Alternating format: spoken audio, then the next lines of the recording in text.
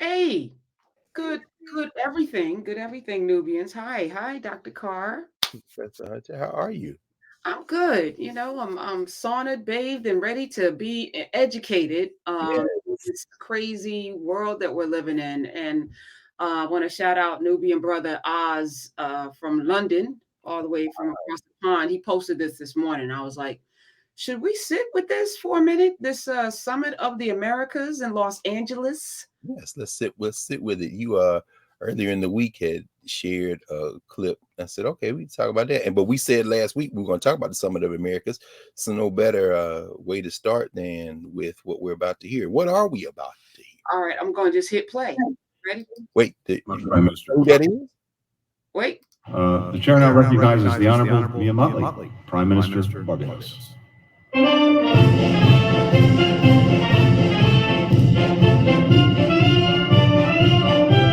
know what? They need new music. They need to come in with a drum with a. Barbados joint. Right. Yeah, Well, of course they'll get to it. I feel like the theme song to Barbados is going to change soon. Okay. Oh, but no question.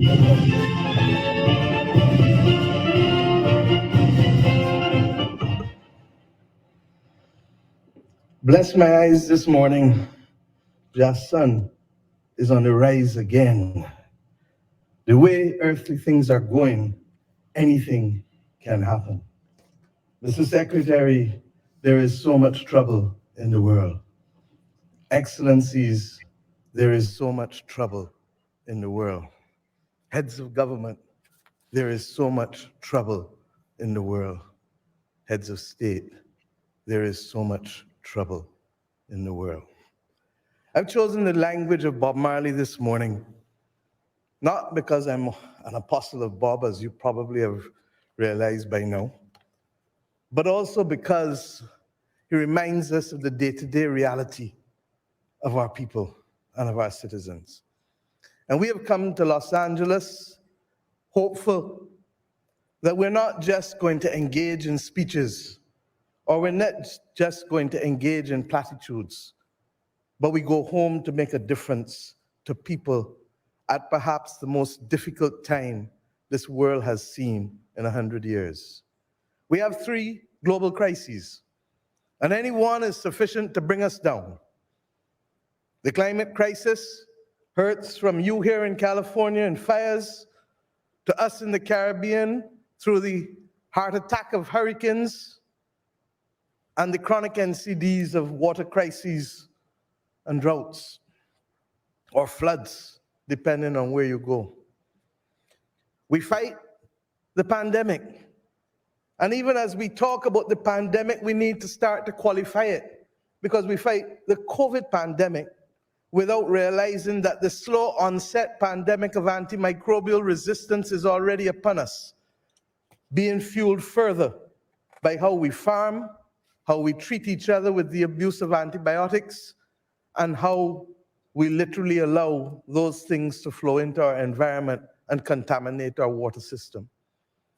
And as if that was not enough, we now fight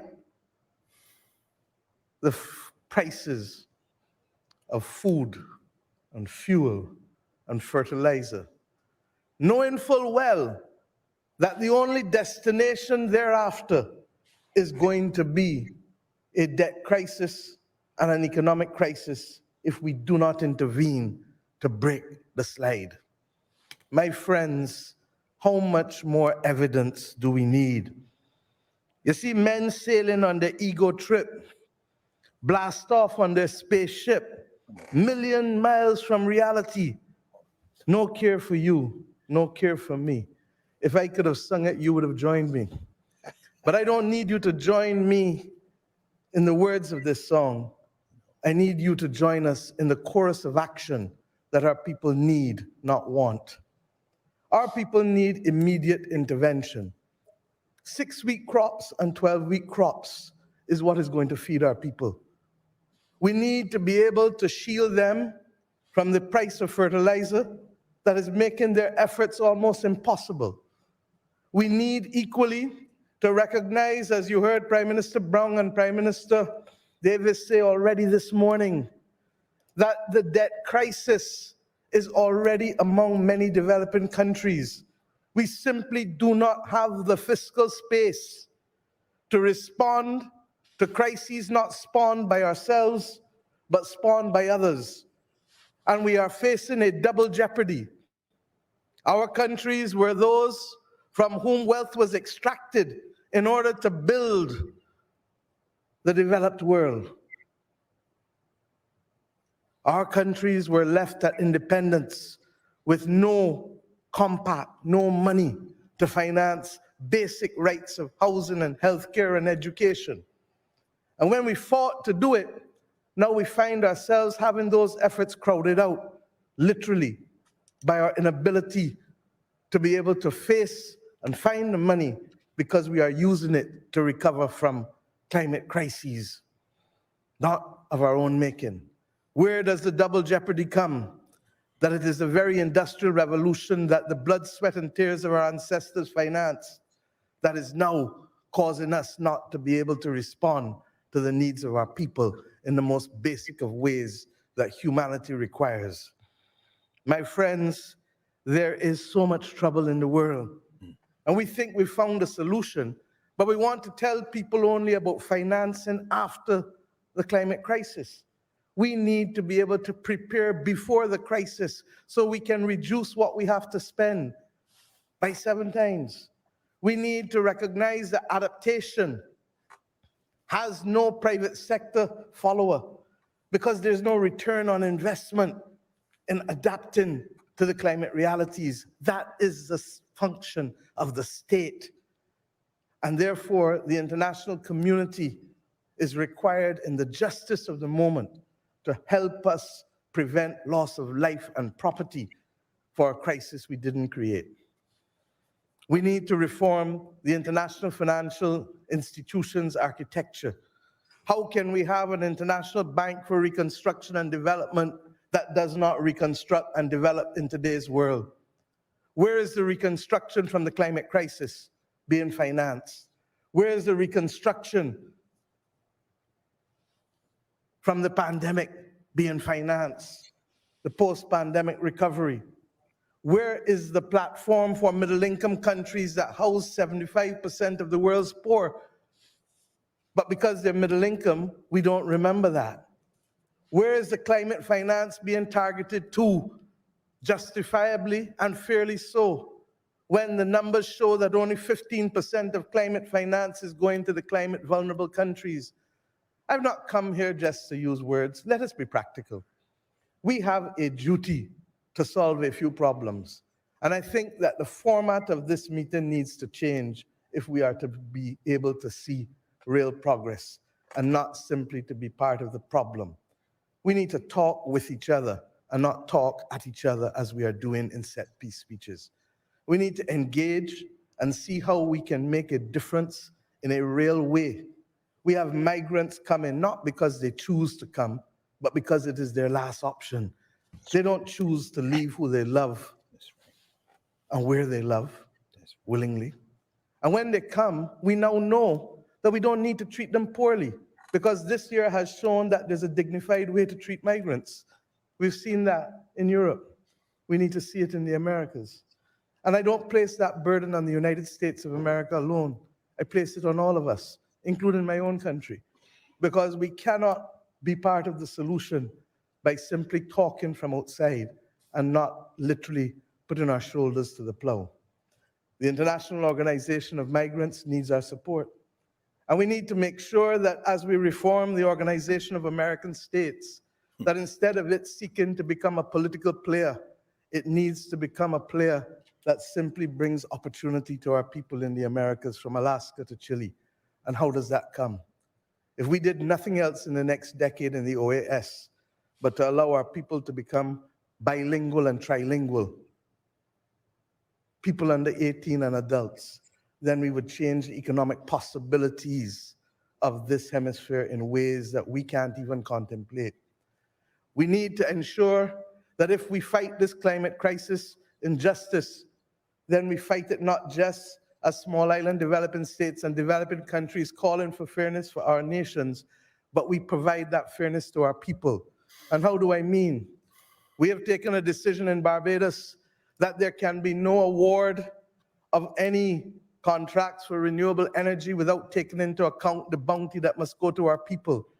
And therefore, accordingly, this year I announced that every rooftop that is owned by anyone in Barbados will have the right to have placed on it as of right, not a choice, not a right to apply, as of right.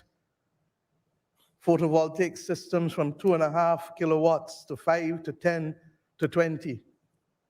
Why? Because we don't own individually the wind, the sea, and the sun. It is the patrimony of the nation. And if we are to move our people out of poverty, then we must use the bounty that is afforded to us through renewable energy, good jobs, but also good investment to allow our people to benefit. And we ask you to recognize that we must not only engage in platitudinous comments about what we can achieve with net zero. Net zero does not mean fossil fuel free. It means still that there will be 20% energy coming from fossil fuels. We know natural gas is that clean fuel. But as we do it, let us recognize that it is not possible to exclude those developing countries who have now the opportunity to finance their way to net zero simply because we want to keep the world in the construct of the old imperial order in which it is found. Whether it is a reform of the international financial institutions or whether it is moving ourselves into a new reality, we cannot continue to cement the inequalities of an old imperial order. And that is why I've come also to thank President Biden and Vice President Harris. For too long, there has been benign neglect. And the Partnership for the Americas, as well as the Climate Partnership Pact 2030, offers us a real possibility of hope. But it is up to each of us to keep and hold each other accountable. We are happy that coming out of yesterday, we made progress that we didn't see the day before. And we hope that tomorrow we will build on the subcommittees that will make a real difference on energy security, food security, and finance access that will mean that we can look our people in the face and say we have done right by you. We cannot achieve it overnight, but we are moving in the right direction. And we must also address the reality of exclusion, not only exclusion of individuals in our society through racism and class prejudice, but exclusion of countries from the ability to participate in the financial system by having us de-risked, by having correspondent banks. Belize, 83% of its banks have been de-risked. How do the people of Belize do trade with the rest of the world, with the United States of America, if their people can't bank, can't send remittances, if we are told that our institutions are too small to matter, and therefore it is better not to do business with us? Are we to become financial pariahs in a world at the same time that we seek to bring equity? There is so much trouble in this world. If we think we've found a solution, it must not, in the words of Bob, be another illusion. We ask you to also recognize that let us use our cooperative efforts to build joint platforms for procurement so that we can reduce the price of critical goods, from vaccines to water pipes to all other kinds of things that are impairing our ability to deliver proper services to our people. Africa did it with the African Medical Supplies Platform. Why can't we have an American supplies platform that treats to the most critical supplies? And why? In the Caribbean, we make an order and they say, what? That's too small for us. We announced a tax holiday for electric vehicles. We cannot get the supply of electric vehicles. Will Brazil help us? Will India help us? Will the United States or will Canada help us? We can't get access to batteries in order to help us become net zero by 2030. But yet we want to come on these platforms and talk about it. These are the real problems that I hope Pact 2030 will allow us to solve. And when we finish with Pact 2030, Canada and Chile and all of the others, can we create that platform for that joint procurement to reduce the price of supplies and to guarantee access to our people? My friends, I've spoken too long, but I cannot leave this platform without saying that we have to speak some home truths to each other. It's wrong that Cuba and Venezuela, Nicaragua are not here because, as you heard from Bahamas, that we need to speak with those with whom we disagree. And we don't only need to narrowcast. That's the part of the problem of the world. There's too much narrowcasting instead of broadcasting. There's too much talking at instead of talking with.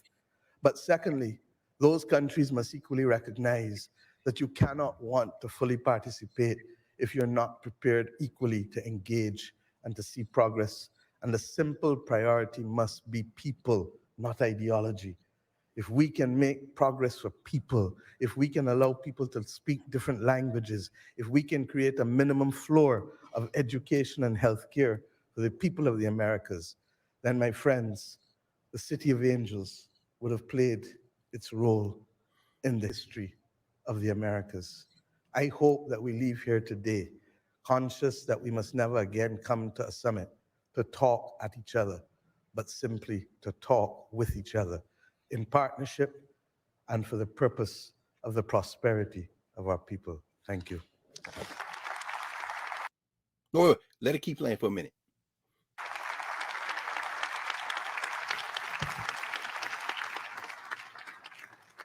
Thank you very, very much, Prime Minister.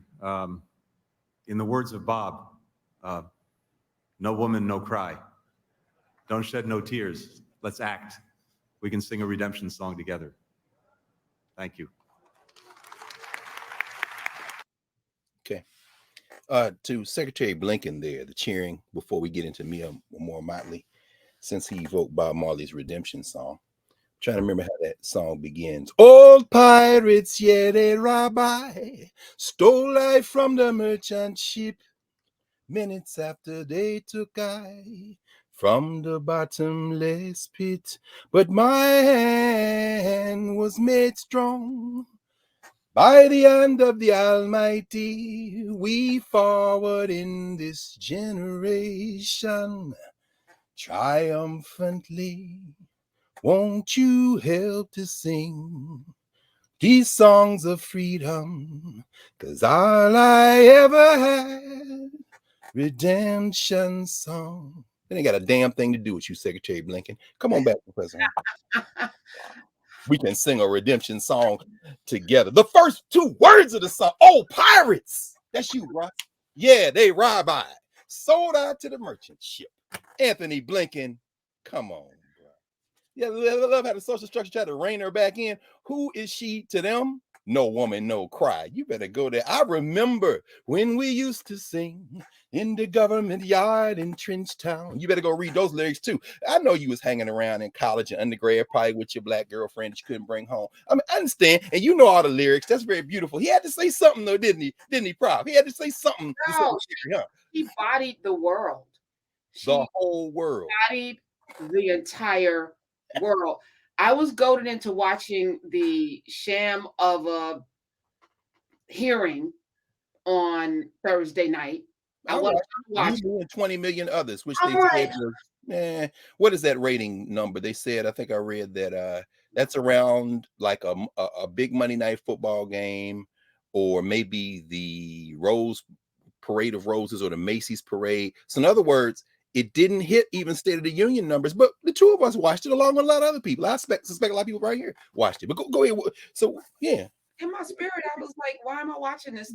Unless it leads to handcuffs for Trump and a lot of other Congress people who gave out blueprints and tours, unless they get locked up and Trump can never run again, where are we going? And I have zero faith in Merrick Garland to do what he needs to do. And that we even have to, oh, please, Merrick Garland, do something. Please, Tish James, do. It's to me, this should have been an outrage from day one. January 6th January 7th should have happened.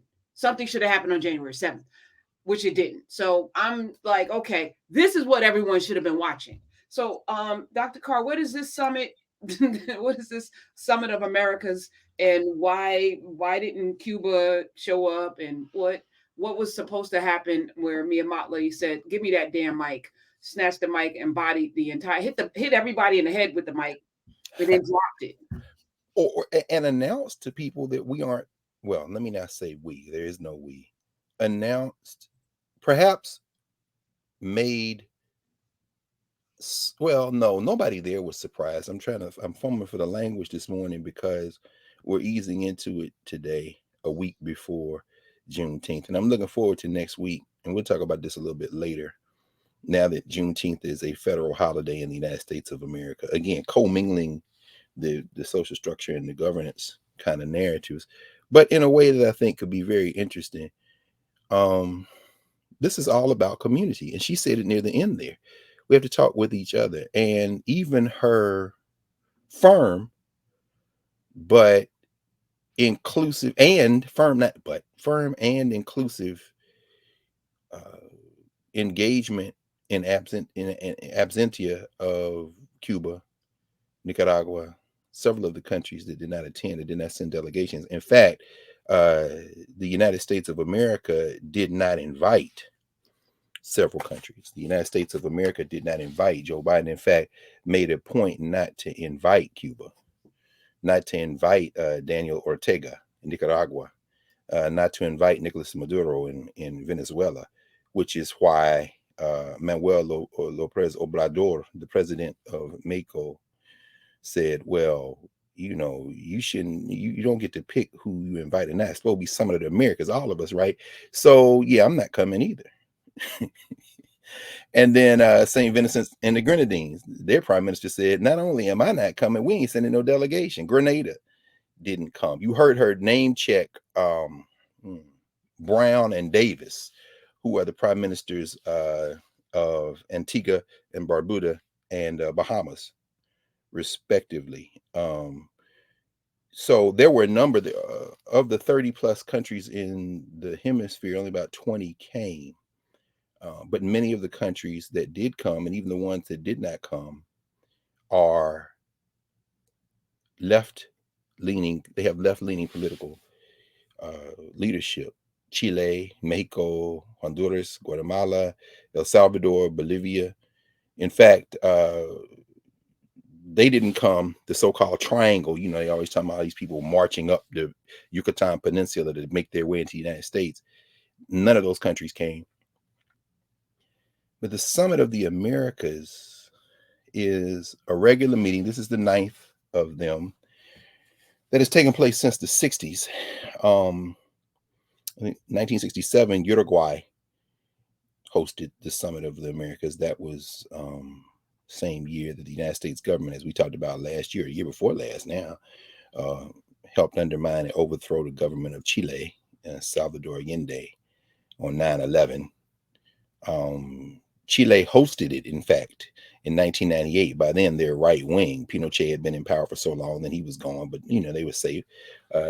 2001, Canada hosted it, and in this current Summit of the Americas in LA, actually, Prime Minister Mottley met with Justin Trudeau on the eve of the summit this past week to discuss this question of climate change, to discuss this question of trying to restructure relationships so that this can be prevented. Justin Trudeau had a busy week. He was out in NORAD in Colorado, but Justin Trudeau's pursuing and Canada is pursuing a foreign policy that is different than the United States. We're going to talk about the United States as a declining world power in a minute. You know, so Anthony Blinken coming in at the end, trying to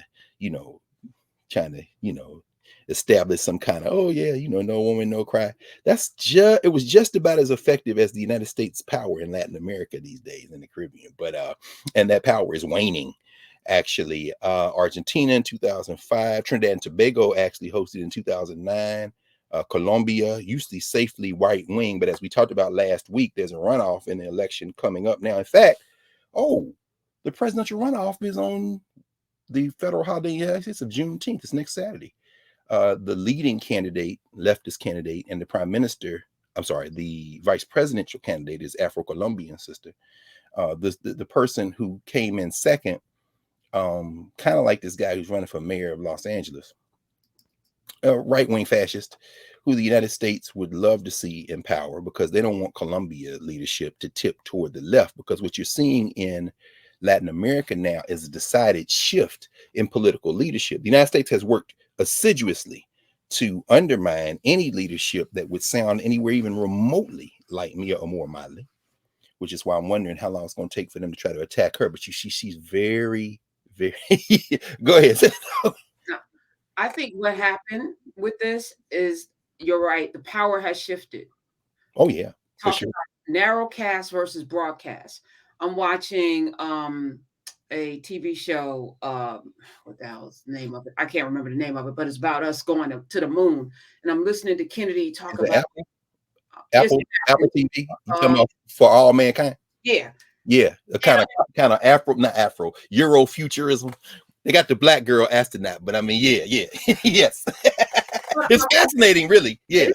I'm laughing at the myth making in real time that so many of our parents and grandparents and our grandparents and parents, people who had Kennedy, Jesus, and Martin Luther King on their wall, the indoctrination into this greatness and us being first to the moon and all it. I mean, it was myth making in real time. We got to see while people starved at home, while people were being brutalized back here, just like sending folk off to war to fight for freedoms they don't have here. At some point, people go, "Hey, wait a minute, I still got to sit at the back of the bus, but the Germans can come here. They were whole ass Nazis.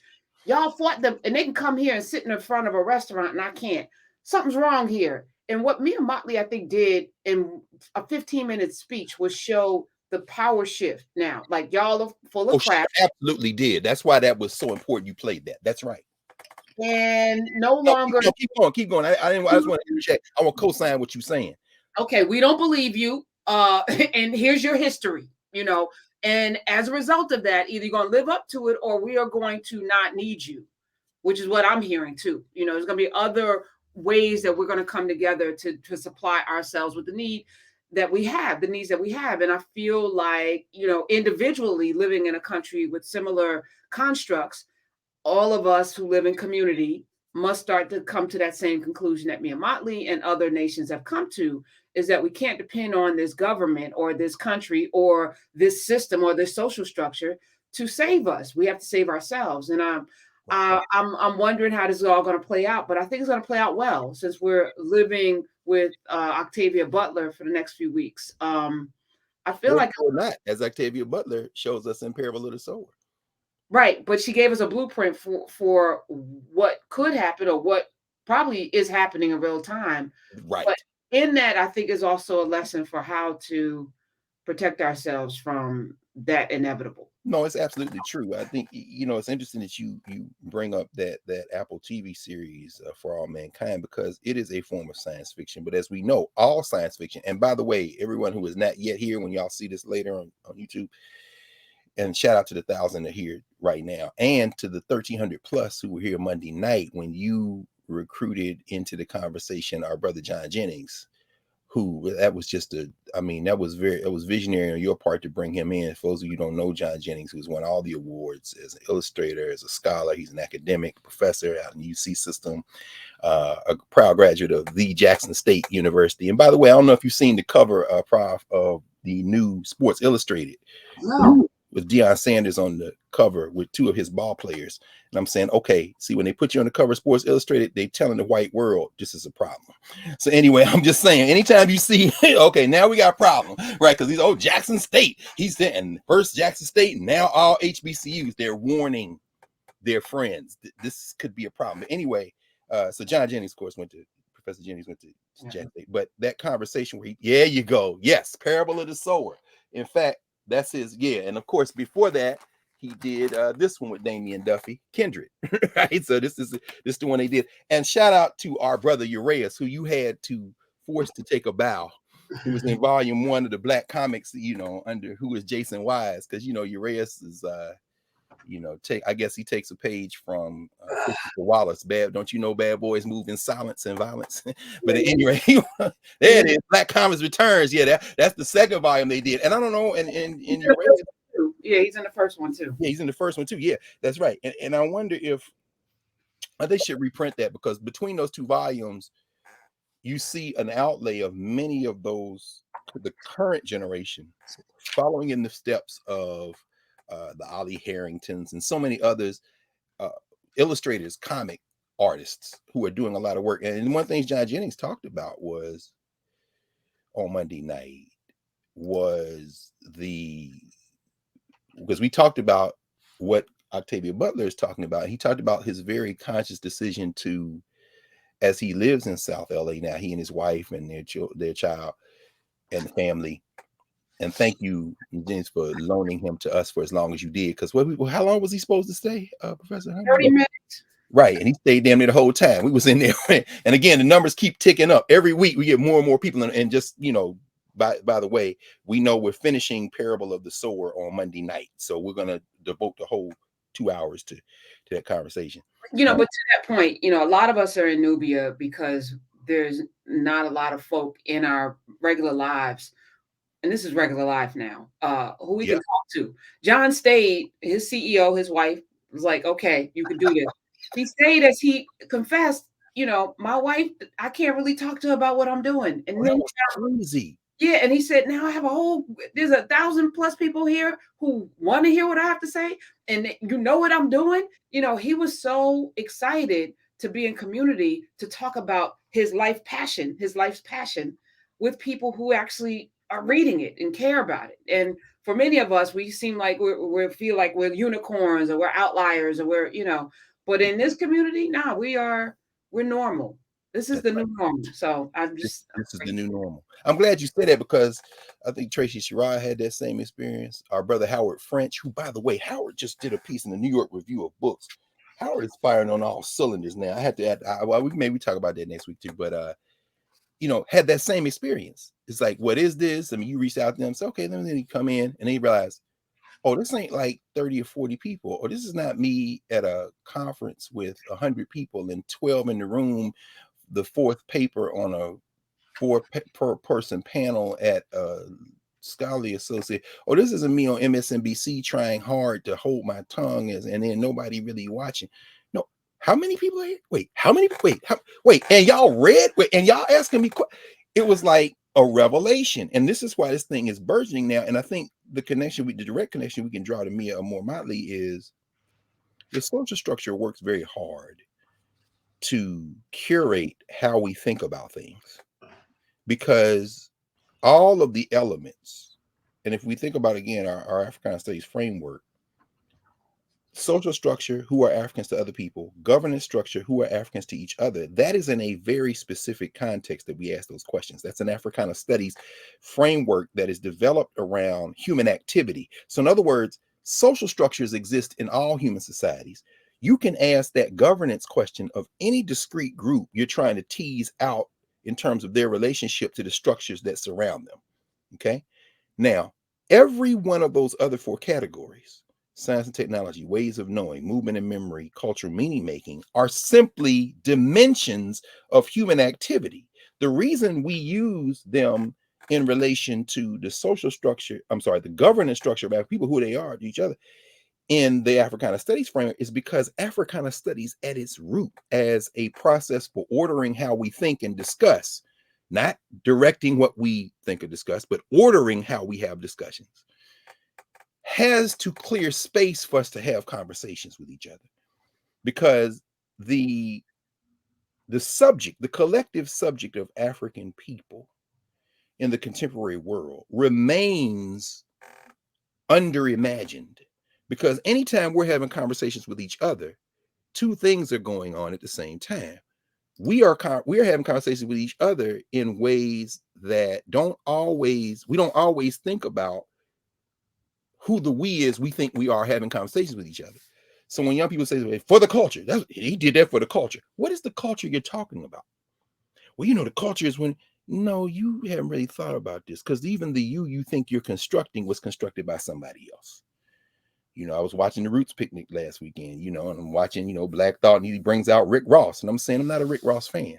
Not because Rick Ross isn't talented, but because what you're talking about, well, that's my experience. Okay, but is that the full range of Africana experiences? Or has this been curated by a culture that only wants to see you shooting each other? Because remember, when you stray off and go off script, as you saw, you showed me the clip of the white dude talking about what the companies will and won't sell in hip hop, then they come for you and cancel you. So that's the first of the 2. The second of the 2 is, not only are we often having conversations based on who other people have led us to think we are, but the other thing is, we don't often allow ourselves to talk to one another without trying to anticipate how other people are going to think about the conversation. So that's again why, our brother John Jennings came in, and after acclimating to the moment, which only took a split second, he realized, oh wow, this is. And so he kept saying, well, you know, the CEO hadn't said anything. Our family is in town, so maybe he kept looking back like, and then he realized he just been here the whole time. And then he said, and when he said, I don't have a lot of people I can talk to about this. Well, of course, his network and Uraeus's network, the network of Black illustrators, Black writers, Black comics artists, Black science fiction creatives, and I'll use the label cautiously because we had a long conversation about that. As many of you remember, if you're not yet in Nubia, you would have to be in Nubia to see this. But we had a long conversation about even the concept of Afrofuturism, which, as John said, was named by a white person, which is no big deal. But his friend Ronaldo Anderson, who's Temple University, talks about Afrofuturism 2.0. And then, of course, my thing was, why do we even call it any of that?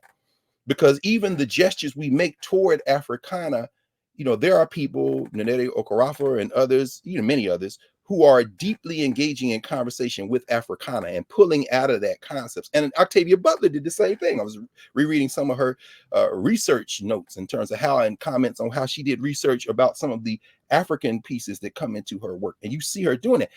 It's not enough to paint something Black, get some red, black, and green, or Chinese dashiki. Yes, them ones everybody wearing now. I'm like, oh yes, are we serious right now?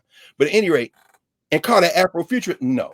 But that series you evoked, For All Mankind, and for those of you who, you know, not wasting your money on Apple. And by the way, shout out to Apple. I was reading in Financial Times, you probably saw it, Prof, where Apple is now going to go into business as a bank.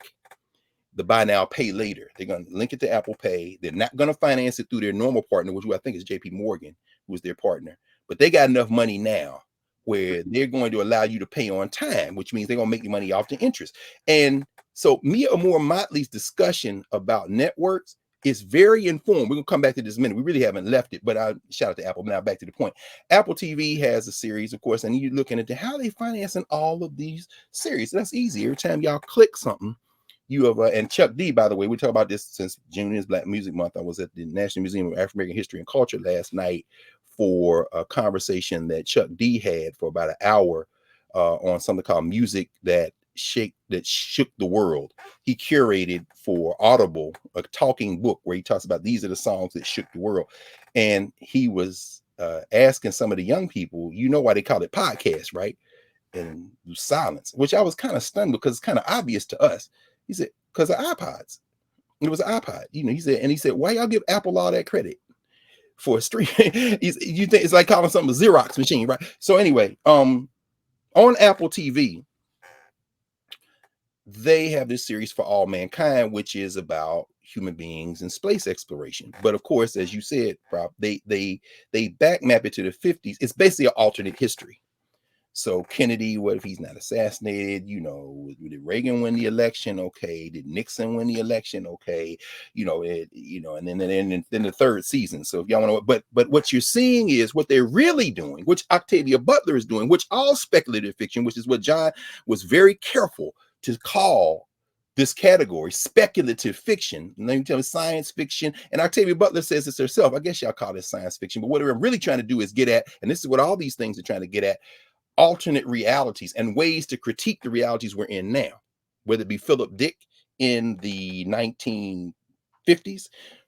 If you saw the film Minority Report, that's from a short story by Philip Dick. I, Robot, you saw that, that's from the 1950s. If you saw, for example, The Man in the High Castle, yes, Philip K. Dick. In fact, I pulled a novel if I could over here. You know, what if the Nazis won and the Japanese won? I mean, all this alternative fiction, and then you see some of these cats now with the what if the South won the Civil War, which of course they did, but that's a conversation for another day. That's what we're kind of seeing in the hearings on Thursday night. But the point is that all that speculative fiction is really driven at trying to get at critiquing contemporary society, critiquing historical society, and coming forward. Now, what Mia Amor Mottley laid out in Los Angeles yesterday, day before yesterday, was not just a vision of the possible, but a very clear articulation of what is already taking place. So what I mean by that, we heard her, for example, mention, what was it, PAC 2030. Mm-hmm. On Wednesday at the Summit of the Americas, Carlos Yaramillo, who is the World Bank's vice president for Latin America and the Caribbean, met with the heads of state. Why? We got to get some alternative financing going on. Climate change. Remember, Mia Moore-Mottley met with Justin Trudeau before the summit started this week on this question of climate change. When we hear that speech at the end of the summit, she basically talking to everybody, but she's specifically talking to the United States. Let's do some numbers. China in 2000, around 2001, 2002, engaged in about $18 billion worth of trade with Latin American, Central American, and Caribbean countries. Let's take a guess how much they engaged in 2021. I'll tell you, 449 billion. Okay, let's be very clear about this. See, China's already in TNT. China's already in Barbados. China's already the biggest trading partner in Latin America, Brazil. Bolsonaro had to be convinced to come. Now, Bolsonaro is their man, is the white world's man in Brazil. Bolsonaro, the fascist, they call him the Trump of Brazil. Let me see if I have, come on, son. This is the Financial Times from yesterday.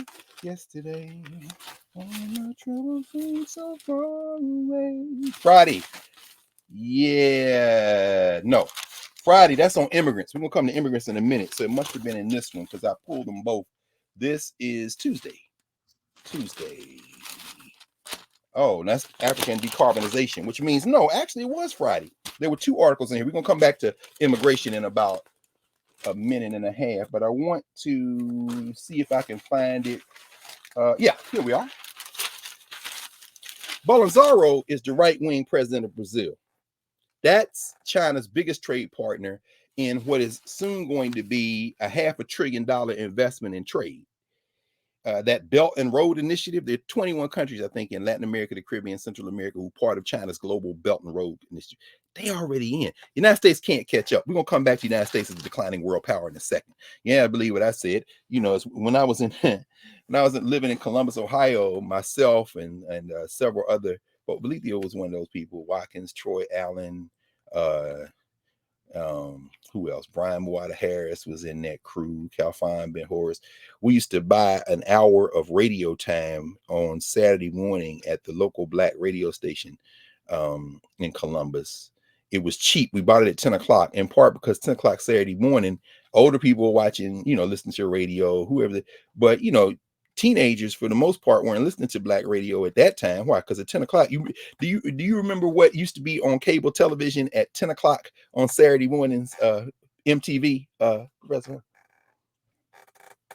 MTV Raps. Yo MTV Raps, no question. So that's why that was one of the reasons the cost to buy that hour was cheap.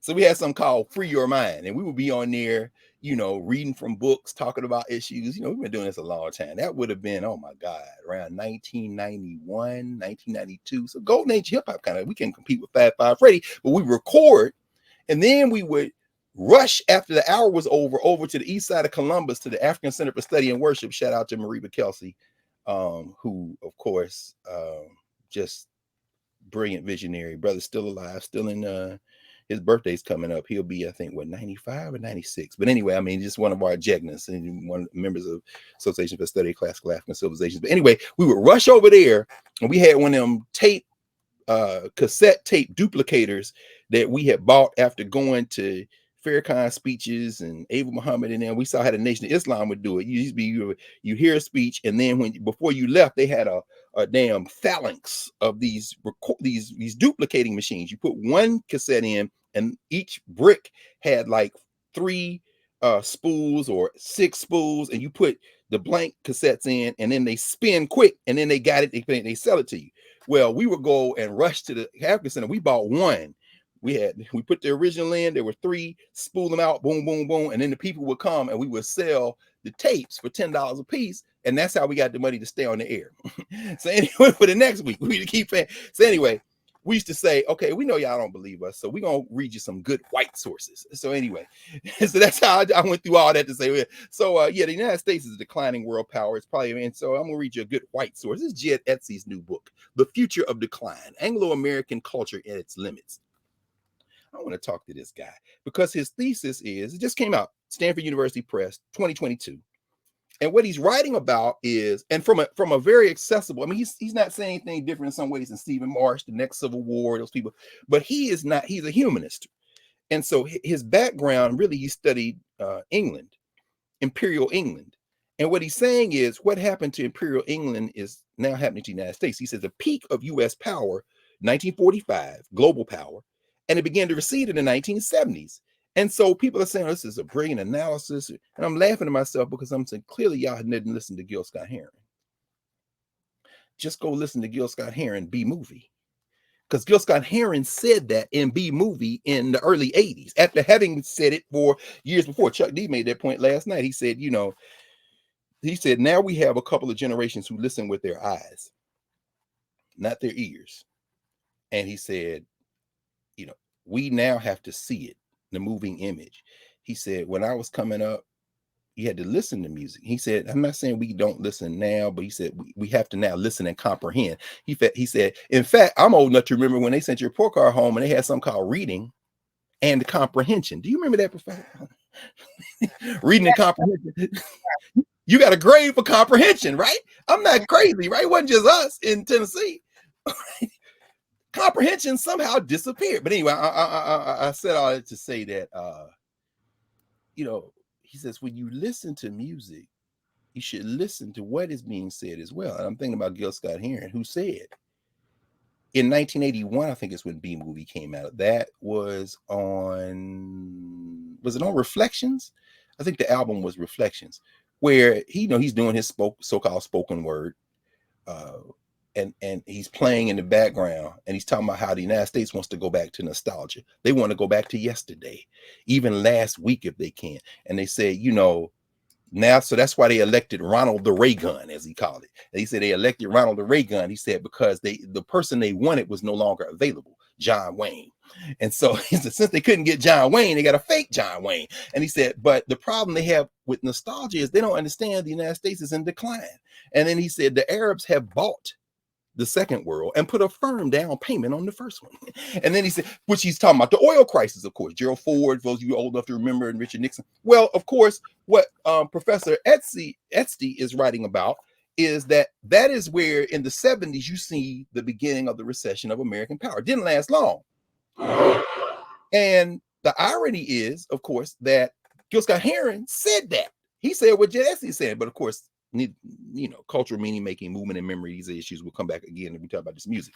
Anyway, the point I'm about to make is this: the United States, and I'll skip over a bunch of other stuff that I was thinking about in this context, but to just get to the main point, the United States has already given up, been forced to give up its superpower role.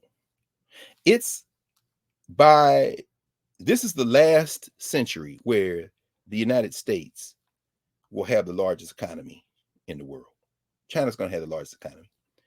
We say, well, capitalism won't go away. No, it won't. But what will capitalism look like? Think about what Prime Minister Mottley just said. She did not enter the conversation she had, that 15-minute conversation, as a straight up revolutionary. You heard her say, I quoted Bob Marley, but as many of you know by now, because I know what y'all going to try to do. Y'all going to try to say, she wants to burn it all. Don't do that. Don't do that. Don't do that.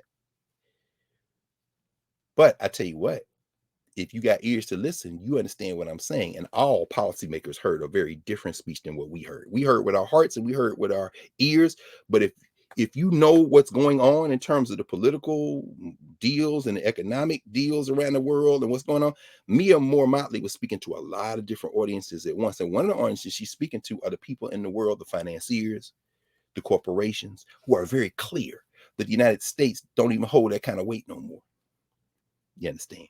And so when they had that meeting earlier this week, what they call the Pacific Council on International Policy, and the VP for the Caribbean and Latin America from the World Bank came and talked to them, the United States and its puppet institutions, because remember, 1945 is really the beginning of the summit of American international power.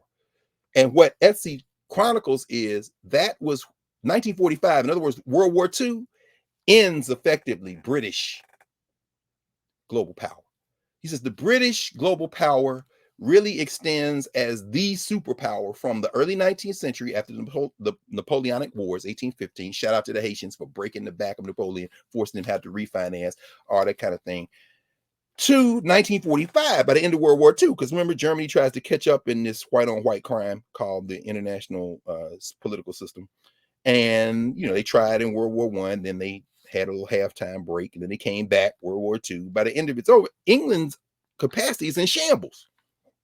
The United States emerges during World War I, then World War II. They're going to consolidate their colonies in the Western Hemisphere. They're going to now reach into into the Eastern Hemisphere, and they didn't have colonies in Africa with the exception of Liberia, direct colonies anyway. But then they said, we're going to create this North Atlantic Treaty Organization, NATO, and we're going to extend our power. Well, that requires a couple of things. It requires them to at least put a better face on domestic policy, which is the concession, among other things, the concession to Black folk in terms of civil rights and voting rights, this kind of thing, because you can't now go around the world, which is mostly non-white, and sell yourself as the superpower, because you got Russia, you got China out there saying these boys is racist. So you can't really keep that up. So people think that, and we've talked about this many times, so I won't talk about it much more right now, but you tend to think that the domestic civil rights movement, Black freedom movement, was somehow successful because of the organizing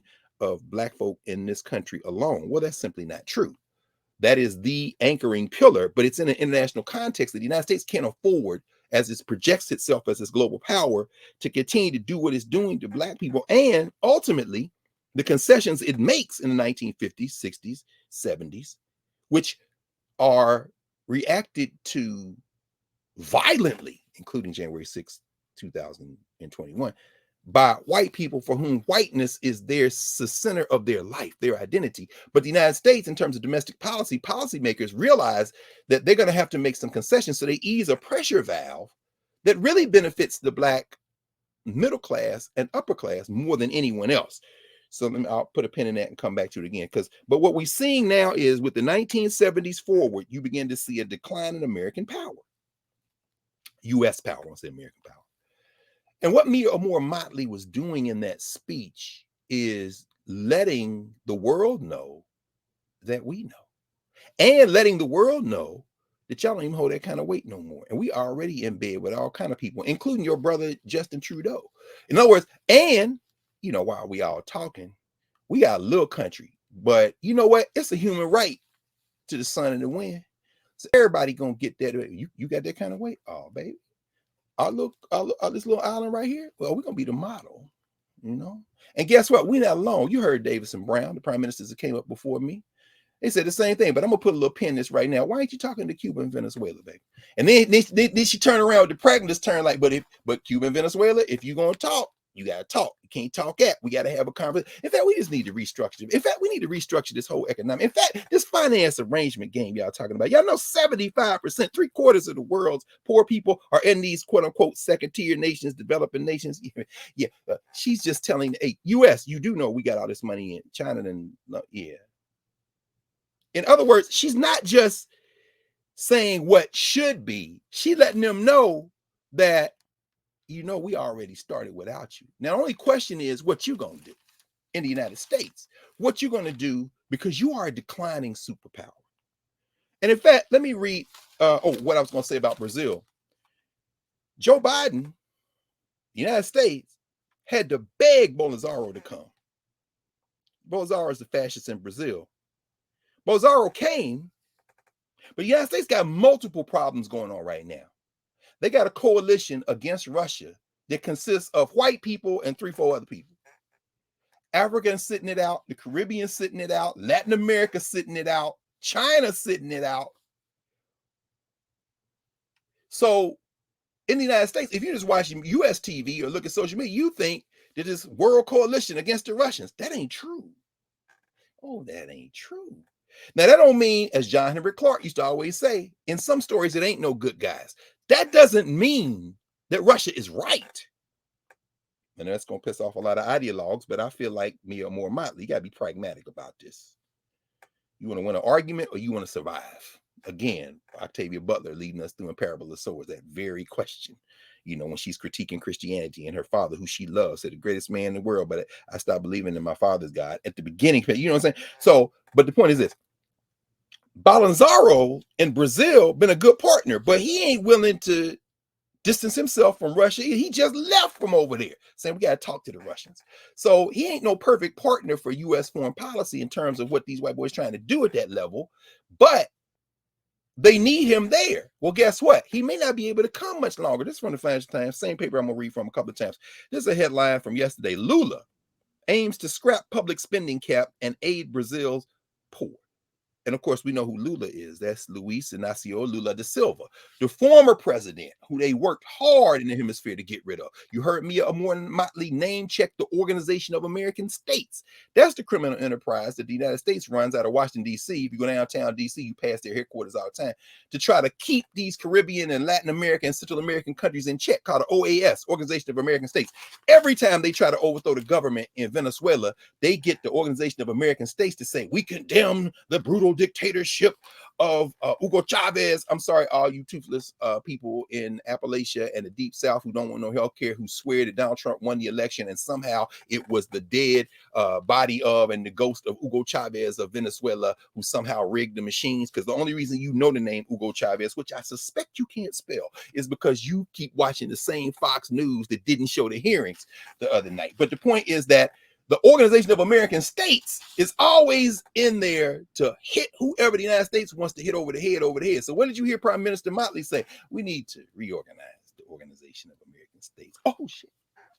See, it's different in 1960 or 61 when Fidel Castro comes to the United States, to the UN, and stays in the Hotel Teresa, meets with Malcolm X, and is talking from the podium. This is different than Kwame Nkrumah talking at the UN and coming to the White House and John Kennedy introducing him at the same time that he plotting to see if he can get him out of power. It's different than Patrice Lumumba in the Congo in 1960-61 before the CIA colludes with the Belgians and everybody else to kill him, cut his body up, put it in Nevada acid. No, that's 2022, and we already made the deal with the Chinese. I'm just kind of giving you a notification. This ain't really it's a courtesy out here in LA, the city of angels. Don't you love the shade that the Prime Minister dropped out? But anyway, oh, by the way, Los Angeles, the city of angels, where if you can name the streets in Los Angeles, you can name most of the Catholic saints. We know it was colonized by the Spanish. Guess who was also at the summit of the Americas?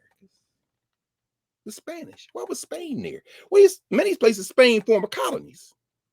Let me put a pin in this Lula thing, and then I'll come back to what I'm about to say in terms of immigration and how it relates to why Spain is there. Because the thing they did sign, this Los Angeles Declaration, which was signed yesterday, dealt with immigration. We're going to talk about that in a second. Anyway, the point is, Bolsonaro from Brazil, the Trump of Brazil, the fascist in Brazil, who is part of the continued attempt for the United States to keep Brazil in check by making sure no leftist is elected, including Lula da Silva, who was the president of Brazil, then was driven out of office. They claim corruption because he's trying to expand to the poor. Some of that same stuff that we heard Prime Minister Mottley talking about. Well, they get him out.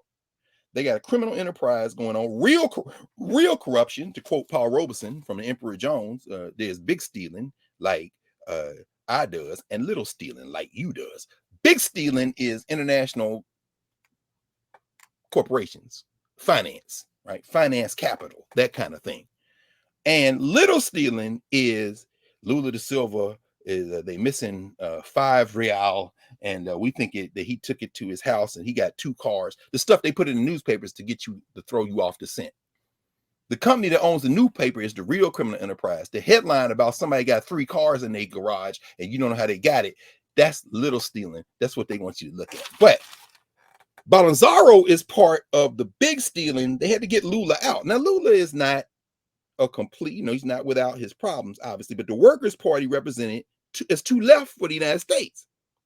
Well, guess what? Bolsonaro did come. Bolsonaro, who still won't get rid of the Russians, won't abandon the Russians, which is a problem for the U.S. leadership. But he did come to the Summit of the Americas.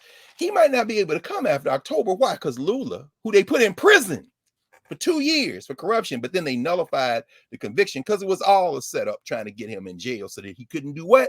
run for president. Lula da Silva is running back for president again. Luiz Inácio Lula da Silva would scrap Brazil's constitutionally mandated spending cap, overhaul taxation, and boost government spending to put the poor and the workers back into the budget if the veteran left-winger returns to the presidency in October's election, according to a draft manifesto circulated by his campaign. Why is that important? And again, that's why we read the Financial Times.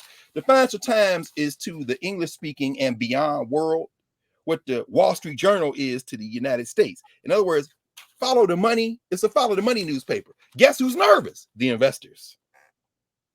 They are nervous. In fact, let me see.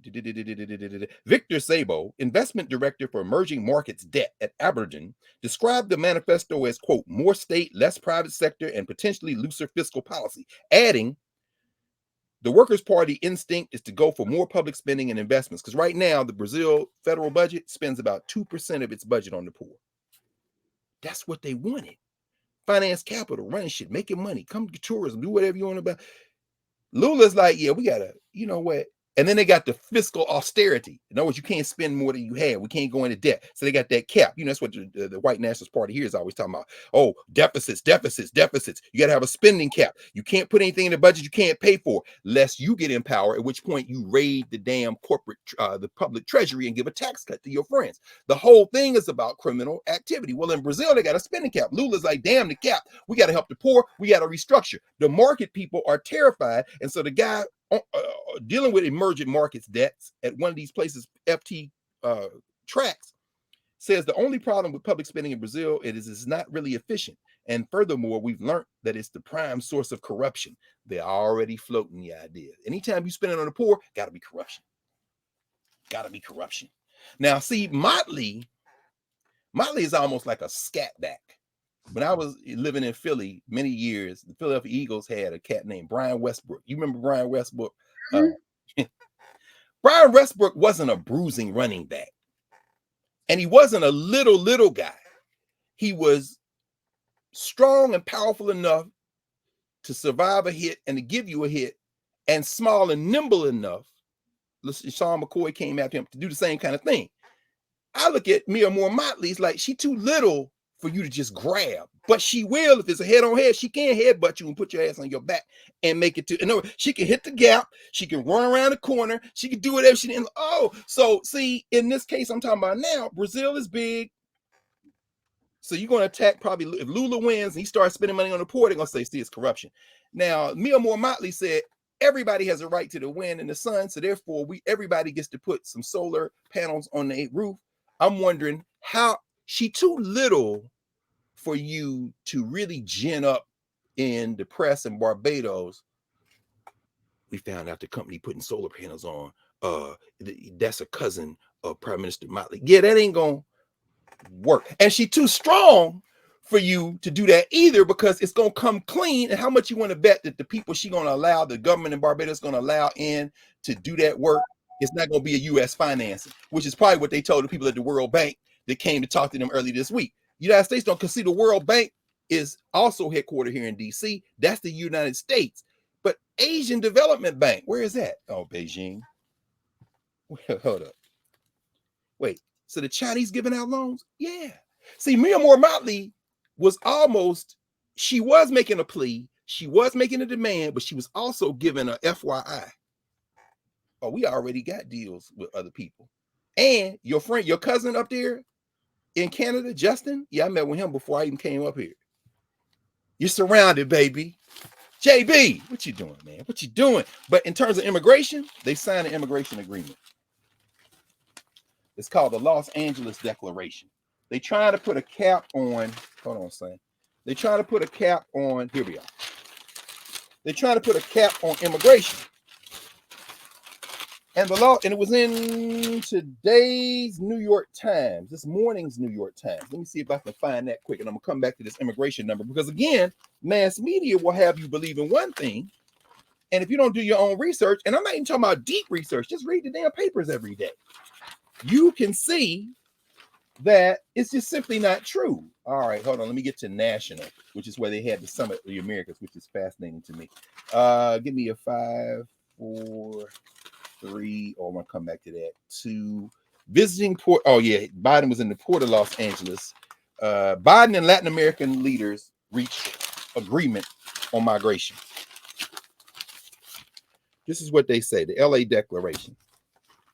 Here's the LA Declaration. Los Angeles. President Biden and leaders of Latin American countries signed a new agreement on Friday to confront the consequences of mass migration, making specific numerical pledges to allow more people fleeing political and economic strife to cross their borders.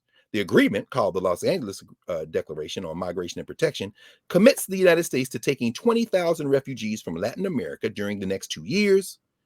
Oh, by the way, I'll keep reading. I'll just read it straight. A threefold increase, according to White House officials. Now, you know that shovel-mouthed bastard governor of Texas, Abbott, and his pinch-nosed lieutenant governor, and all them white racists in those cities that, in those states, rather, in the South and beyond, but in the South, because, you know, all the states of the American South share a border with Mexico, like Mississippi, you know, the border with Mexico and Mississippi, Georgia, you know, the border with Georgia and Mexico, you know, Florida, the border with, they're going to give him hell about this. But see, Biden is caught between a rock and a rock. The big rock is the hemisphere. Mottley letting you know, look, I know you got problems with them corn pone crackers up there. And I know your little friend who think he going to somehow say no woman, no cry in redemption song, think he making up to me. But baby, in the words of the Eagles song, we already gone. We already gone. I'm here as a courtesy. You understand? I'm trying to help you. Let me help you. Let me help you. And that was, I love, she's always, let me help you. Now, it isn't all that. Why? Because global warming is real. And you heard her lead out with that. She talked about those triple threats. You know, she talked about COVID. She talked about, you know, our farmers dealing with 6 month to 12-month crops. And this fertilizer thing is killing us. Don't you think China's going to help them with that? Damn right they are. Why? Because who's going to buy the surplus once they out? See, the United States ain't got the muscle no more to call up, like Condoleezza Rice did, the Trinis, and when they was trying to take out Aristide in Haiti and say, look, you know, we buy your surplus stuff now. If y'all better don't let Aristide come Trinidad now. Click. And so in CARICOM, Trinidad kind of backed off of support for Aristide when the United States engineered that coup. But y'all ain't got that kind of muscle no more. You still got muscle, but you ain't got muscle like you used to have muscle. She talking about fertilizer. She's also letting them know, look, we're taking, you know, meetings on who's going to help us with this fertilizer issue. It could be you, or it could be somebody else. I'm just saying, let me help you. Let me help you help yourself. But global warming, which was the big one, she has been sounding an alarm. She's not the first, but she is the most effective person at this moment as the face of this. And of course, she is one of the leaders in CARICOM. She's talking about global warming because that will wipe the Caribbean out, their islands, y'all. But guess what? That's just the first stage. We heard John Jennings talking about it on Monday night. We were talking about Octavia Butler, and we're walking through this possibility. And, you know, we asked him, say, what about this climate change? He says, all my friends telling me that at this point, it's past the event horizon. All we talking about now is managing change. And that's what Octavia Butler is writing about in the Parable series. We're talking about managing change. Mottley is like, you know, we got to get to the renewable energies, but let's be clear. We know that even when we get to this net zero, 20% of it's going to be natural gas anyway. Let's talk natural gas. But we can't have these vampire vulture corporations coming in. Wait, excuse me for a minute. Yes, sir? Oh, President G, good to see you, bro. Hold on, Joe.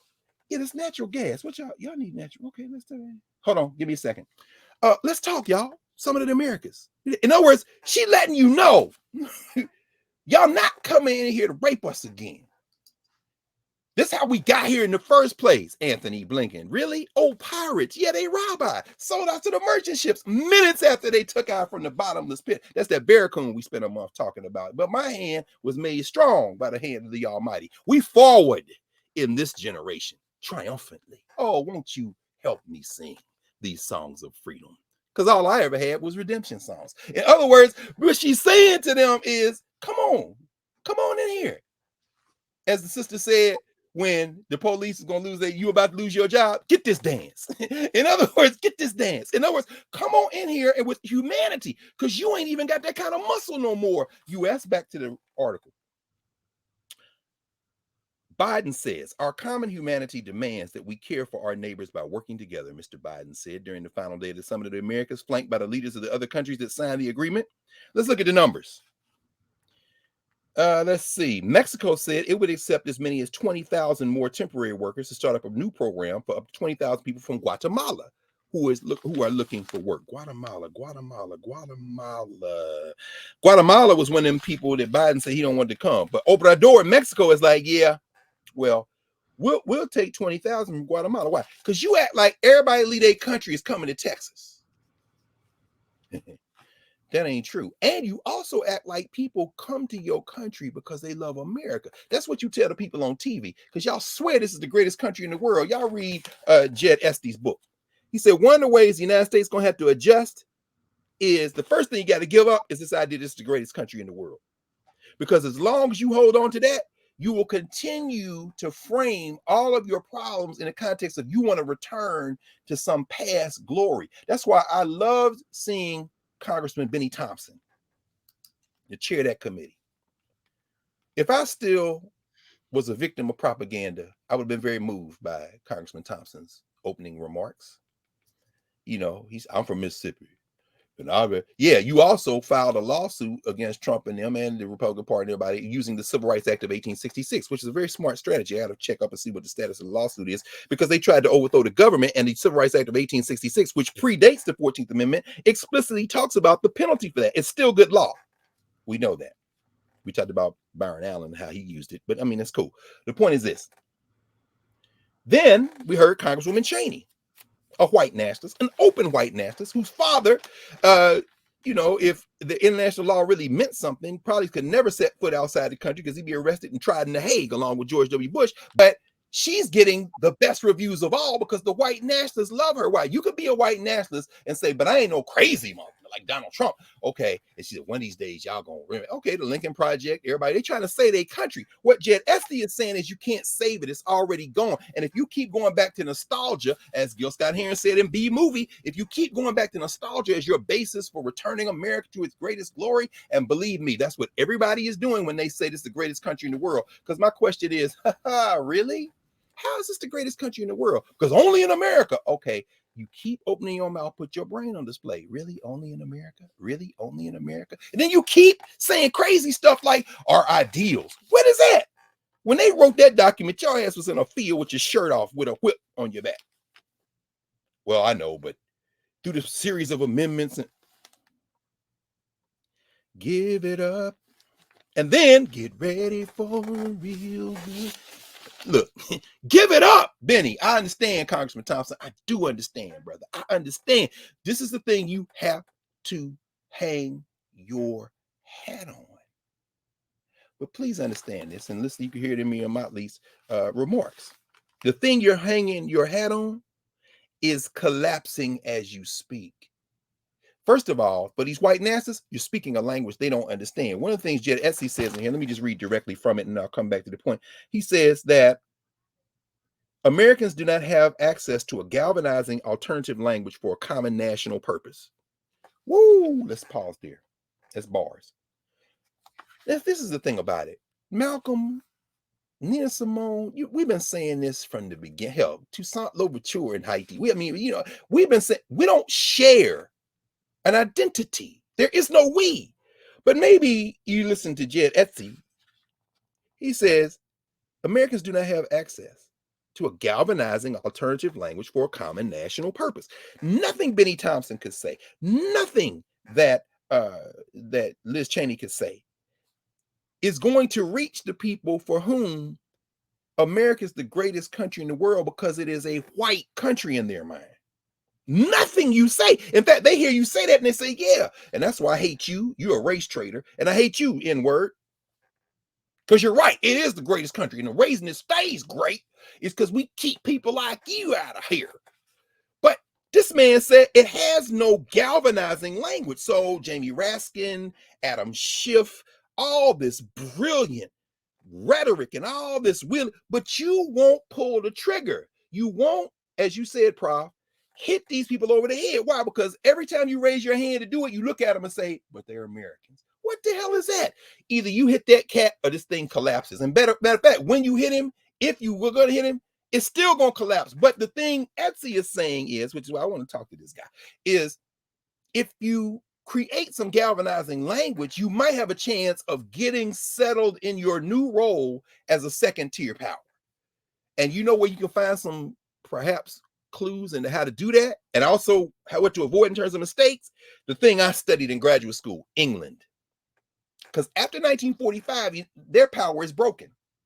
Right? But people saw it coming before 1945. Hell, Frank Baum saw it coming before anything. And then in 1939, when they made the Wizard of Oz, the cowardly lion with the medals on his chest, the only thing he was lacking was courage. That was a metaphor for England, according to a lot of scholars. And I like their argument. They said, here's a guy, a toothless lion. He used to be the lion, used to be the king of the jungle. He'd start taking L's, gotten old. Now he get aches and pains and shit. Now he's scared of everything. Well, guess what? It was all an illusion anyway. It was all a dream. Therefore, you pick a medal on his chest and he got his roar back.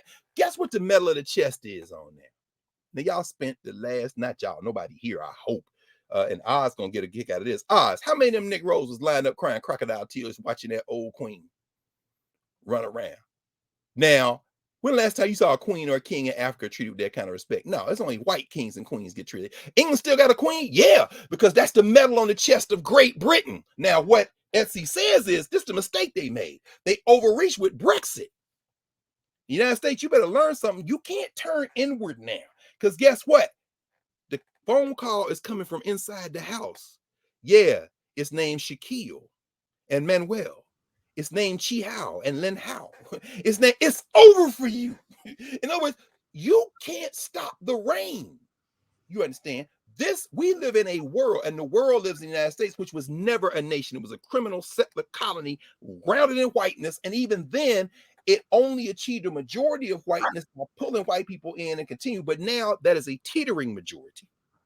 And so anyway, we continue. This is what he says. He says, it is time to shelve the old habituated language of U.S. dominance to face the multipolar world. That's what Mottley was telling them, of the future, to tell new American stories. This is his hope. He says, to find and circulate those stories is a difficult but necessary task. They will have to be vivid and visceral, dense with real U.S. history, ripe for collective affiliation. In other words, you got to have to tell a story that everybody can buy into. They will have to make multiracial democracy and social welfare compatible with the lived experience and popular culture of most Americans. Good luck. Not some, not half. He says, so you can't just be talking about 50% plus one. You got to come up with a narrative where everybody sees themselves in it. In other words, you're going to have to create a social structure that engages and pulls in enough of the various governance structures of these people you done defecated on that they buy in. And it's not going to be with a commercial at the Democratic National Convention. It's not going to be with opening statements from the January 6th Commission. That's rhetoric. You got to show these people something. Well, guess what? This country has never shown people, because guess what? When it comes down to the fight, they always side with them crazy ass white people that will give up their life before they give up their whiteness. And guess what? We all paying attention. And on an international scene, what Mia Moore Motley was saying in LA is, we know which side y'all always pick, but y'all don't even hold that kind of weight anymore. And that little coalition y'all got, United States, NATO, Japan came with y'all, 2 or 3 other people. You see the rest of us sitting out this Russia thing. It ain't because we love Russia. It's because you're like, come on. Wait. I'm thinking. This is a problem now. In the 50s, when it was the Bandung Afro-Asian country conference, you were at the peak of your power. So you could kind of blunt that. When it was the 60s and 70s, during the time we started coming out of colonialism, you could undermine governments.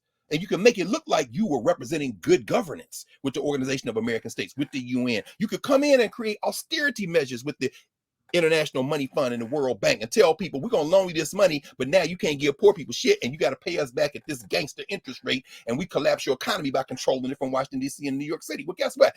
Them days is over. Why? Because China, we know China ain't, no country comes to the table with clean skirts, which is why she made the human plea at the end. However, you ain't the only game in town no more. In fact, in a minute, you're going to be the second class game. Finally, Etsy says, that is a serious project for media, political, and academic elites, for cultural gatekeepers and the knowledge workers of all kinds. And here's where it kind of goes left for this cat. Excellent book. Y'all don't set it no more. He kind of never said it, but you really don't set it anymore. Now I'm gonna mention something on migration, immigration, and then for the rest of our little time together today, I want to talk about this music piece, because that's a part of it. What he's saying is, creating new narratives. That's what the 1619 Project is about, no doubt. That's what Born on the Water is about, the children's book that goes with the 1619 Project, where the last panel is the little black girl with the American flag in her lap, which I just laugh at. I want nothing to do with that damn flag. And what you don't understand is that little narrative. See, it's an open question for me, not for me individually, but for me in terms of how we think about this in terms of governance, because it should be debate and conversation, which is what Mottley was saying this too. I'm not sure you can hold on to a new American narrative and that flag at the same time. Not sure. In fact, I would say no, because what was it, Cameron and Paint the White House Black, Stars and Stripes got niggas on pipes. In other words, because remember what Reagan and them did with the Iran-Contra hearings, them Central American countries that you don't want come up here no more, Daniel Ortega and them, and Nicaragua and El Salvador and all them, that's them countries that you was pulling, and Colombia, your friend, which is why half the damn rappers is named for Pablo Escobar and all them. Y'all was supporting them, and they pumping the cocaine into the United States, and they killing us. So I'm not sure that them Stars and Stripes can be redeemed. And Etsy, I'm saying, let's get a new flag. I mean, no, we can't have a new flag. Okay, so you're not willing to give up your icons, your shrines, your rituals, and your totems. We got icons, shrines, rituals, and totems. And guess what? You can make Juneteenth a federal holiday, but it's still ours. So now your social structure has engaged with, and so that's a step toward what Etsy is talking about, but it's still a symbolic gesture. And as you said last week and the week before, Prof, on Serious, you don't get Juneteenth. It's ours. And guess what? It is ours. It is ours. But anyway, let me continue the point I was trying to make. I was about to make. I'm gonna say this on immigration, and we'll make the pivot. Etsy's and others' argument that there's got to be a new concept. That's a beautiful thing for the United States of America if it can be done. What Mottley is telling them is the U.S. ain't at the center of the world no more. It never really was. But what you're seeing today in my speech is part plea, part demand, and part FYI that the world has changed.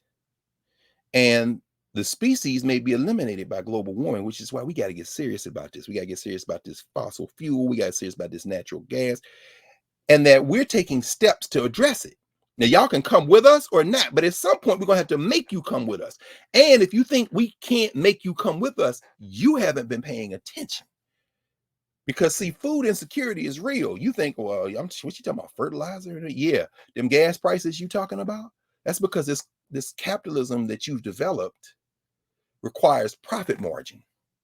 So the prices are going up. They're talking about inflation, now perhaps potentially stagflation, a stagnant wages steady, and then the price is still going up. How long before you get food riots in the United States? How long before China starts offering humanitarian aid? Well, we ain't got to go that far. They've already done it several times. But now I want to make this point on immigration, since that was the thing you'll read in the Western press was the most impressive thing came out the summit. They ain't gonna talk about Mia Moore Mottley. More people watched her speech right now, thanks to you, Professor Hunter, probably than will watch it generally at one time.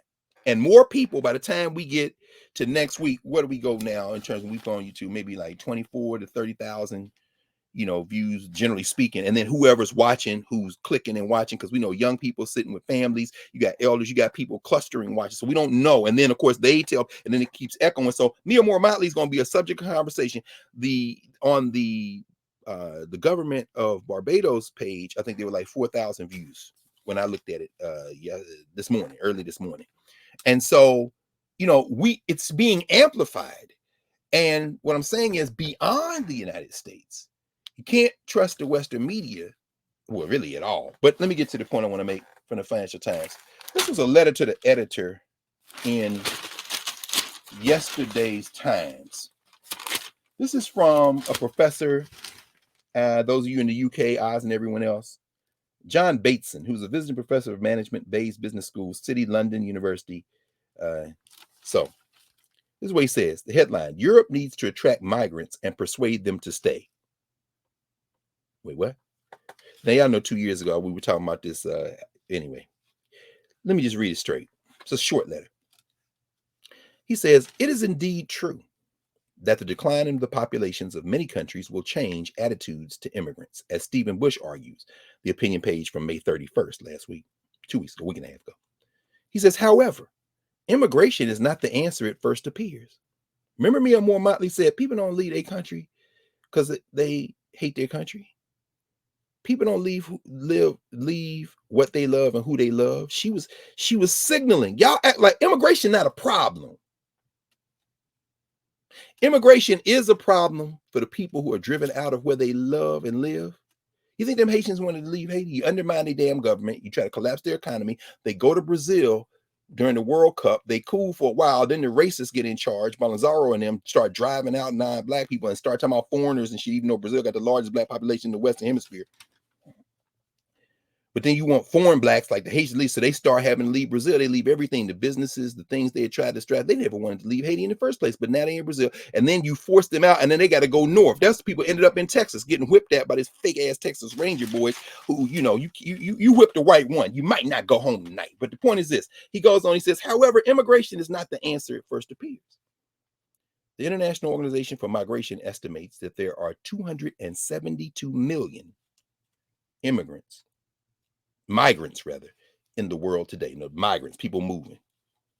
He says these are people living in a country in which they were not born. Pause. Living in a country in which they were not born. And maybe we'll end with this in a few minutes. Hazel Scott, of course, we know it's her birthday, the great pianist, political figure, you know, very important sister, media personality, brilliant sister. We know she was born in Trinidad and Tobago. Her father's actually from continental Africa. He was educated in England.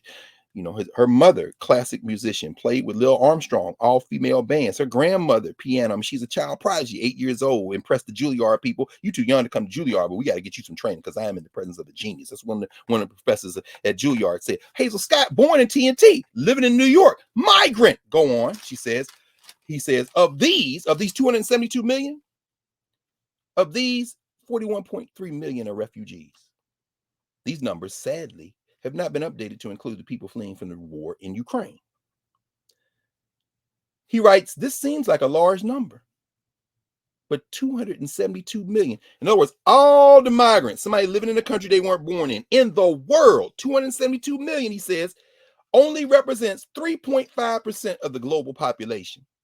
These migrants is coming to the United States and they're taking, shut up, or not, because I'm not even talking to you no more.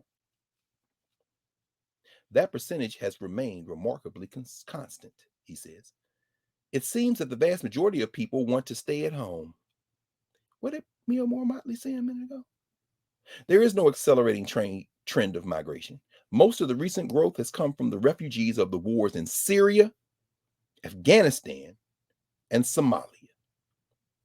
Footnote, shout out to all the young people that I spoke to earlier this week. They were in town from Minneapolis, St. Paul. And of course, it was beautiful. About 20, 25 of them. And, you know, we were talking Laotians, Somalis, kids from DR, Dominican Republic. I mean, it's just a beautiful thing to see the UN. I said, it's like the UN in here. They came to Howard for a tour. And so some people in admissions asked me to come and talk to them. And I really don't come up there for a whole lot to do stuff like that because I'm not selling. But I'll talk to young people anytime you want. So I came, and so we were having conversation, and we were talking about. I asked them something that our friend Professor Porter said the other day, because she grew up in Rochester, and they all know Rochester, Minnesota. Angela Porter from Rochester, and after Amir Locke was killed, she said Black people should just leave Minnesota. It is not safe. And so I asked them, is Minneapolis, St. Paul any safer? Y'all, Alton Sterling, George Floyd, Amir Locke, come on, y'all. Is it any safer? And one of the young people, because I had my mask on, they had their masks on. I said, well, I'm gonna put my mask on too, since we, doing that, we need to do that. He thought I said, is middle school safe? He said, you said, is middle school safe? Then they started laughing. And I said, no, I said, is Minnesota safe? But is middle school safe? And we got in this whole conversation about their anxieties and fears. Everybody got a pistol. Another Gil Scott hearing. It's crazy. And so these young people talking about their constant fears. All right, Minnesota made me think about it, because when he said Syria, Afghanistan, and Somalia, Somali kids were there too. That's when we think about it. Let me continue now. Professor Bates into the end. He says people pushed from their countries tend to stay close. They are not beating on the doors of Europe, but are in refugee camps waiting to go home. Migration is also organized along geographic corridors. South America provides a continuous migrant flow into the United States and Canada. Of the international migrants within Europe, 37% come from other European countries. The balance comes from North Africa and the Middle East. For a country looking for migrants, the whole 272 million is therefore not available. Having attracted the migrants, a country then has to keep them. A recent study by the University of Washington suggests that 45% of all migrants, let's 45% of all migrants return home.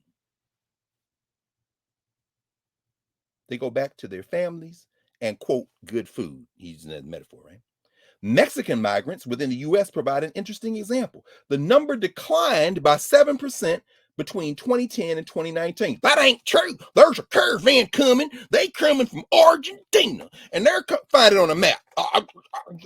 They're bringing rappers. They're bringing crime. Now you're president of the damn United States. Why? This whole flood, the man said the number declined by 7% from Mexico between 2010 and 2019. Prior to that, between 2005 and 2010, as many Mexicans went home as arrived. The population of countries such as Italy and Spain at the Summit of Americas agreed to a migration number. They're going to take some migrants in. Why is Spain still in this conversation? We all speak Spanish. I read that line and I thought to myself, Spain's still holding weight in the hemisphere. Now I got to do a little bit more digging. Goes on and says, the population in countries such as Italy and Spain is forecast to decline by 50% in the next century. That's why Spain's at the table. Attitudes to migration will change, but this will not be enough to solve their problems. Attracting and keeping immigrants will be the new competition. Watch out now. Now see, y'all don't put Donald Trump in jail. Y'all let these people get away with it. He come back be the president of somebody who's worse than him, like that damn 5 o'clock shadow inbred governor of Florida. You will see the United States committing suicide. See, the trick is not going to be trying to keep people out. The trick going to be trying to get people to come. Italy and Spain get ready to crater. Spain's like, we'll take some immigrants. What you doing at the Summit of the Americas? Shit, I mean, y'all speak Spanish, right? Y'all speak Spanish. Yeah, but I don't eat what y'all eat. Remember when King Juan Carlos in Spain said that you people in the Dominican Republic and all them Latin American countries, y'all don't speak Spanish, the King's Spanish. Oh, where's Juan Carlos now? Oh, shit, we put him in the basement. Can y'all come? We need some people. United States is drinking the poison of white nationalism. Mia Moore Mottley is trying to let y'all know them borders is cute, but they eroding. The Caribbean community, we've been trying to get our act together. Yeah, we take 2 steps forward sometimes, maybe it's too bad. But guess what? Grenada didn't even come. Why didn't Grenada come? St. Vincent and Grenadines didn't even come. Why? They said because Joe Biden said Cuba can't come, Venezuela can't come. Obrador was like, well, if you ain't coming, I'm not coming. I'll send my delegation. I'm not coming. And then other people's like, yeah, why are we coming in? So 20 of the 30 plus states in the hemisphere came. The rest of them didn't come. So what does that tell you? That tells you y'all don't even hold weight like that no more. This ain't 94 when last time the United States had one and Bill Clinton was in there talking and everybody felt like you were putting stuff together. This the same Clinton that was like, yeah, Aristide got to go. And then the shit broke apart and he said, well, we'll put him back in. And then it's broke apart again. And he said, well, I'll go back. And then George Bush and them come in and Condoleezza Rice calling the Trinity. He's like, don't be letting that boy come back down there now. We trying to get this thing. We need baseballs and draws out of the Dominican Republic and Haiti. We don't want no unnecessary supply chain. But in other words, U.S. foreign policy doesn't dictate the hemisphere like it used to. And that's what we saw. So here we are in the second week of Black Music Month. And one of the most important things that we have to do is clear space to even think through some of this stuff. I know we talked about a lot so far today. And we started with Mia Moore Mottley. And maybe next week we can do this. Professor Hunter, we talk a little bit more about Juneteenth because I want to think about how, we've covered this before. Oh, there she is. You know what? I'm going to put a pin. I'm not even going to build a transition because it would be almost too much. It makes sense in my mind, but it might not make sense. Let us pause on that Avenue of the Americas, Summit. Think about New York City, Summit of the Americas, and come right over and let our sister give us a little pause. We'll spend 10, 15 more minutes. Who is this, Professor?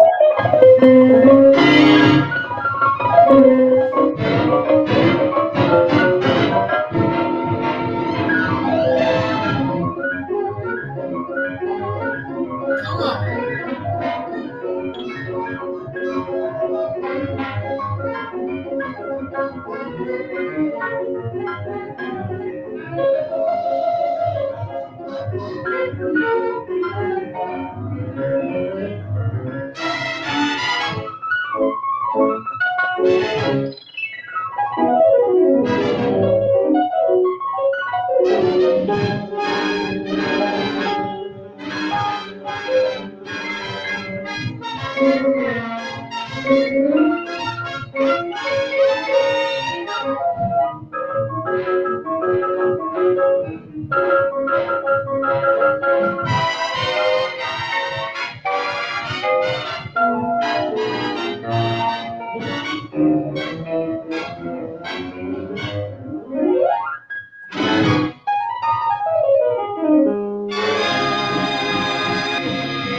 Yeah. Yes. Wait a minute. Go back. What? Please. So her? Yeah. All You right. got- Wait, you clicked it out, didn't you? I did. No, I'll add it back. Go ahead. All right, right there at the end. Uh-huh. You see how she ended on that chord with that single note? What that she does that? Was it arpeggio, whatever you call it? When she did the run at the end, the last note she hit was on the other piano. Go back to that. I mean, almost there. Hit it. Here we go. Stop playing. Stop playing. Oh my God.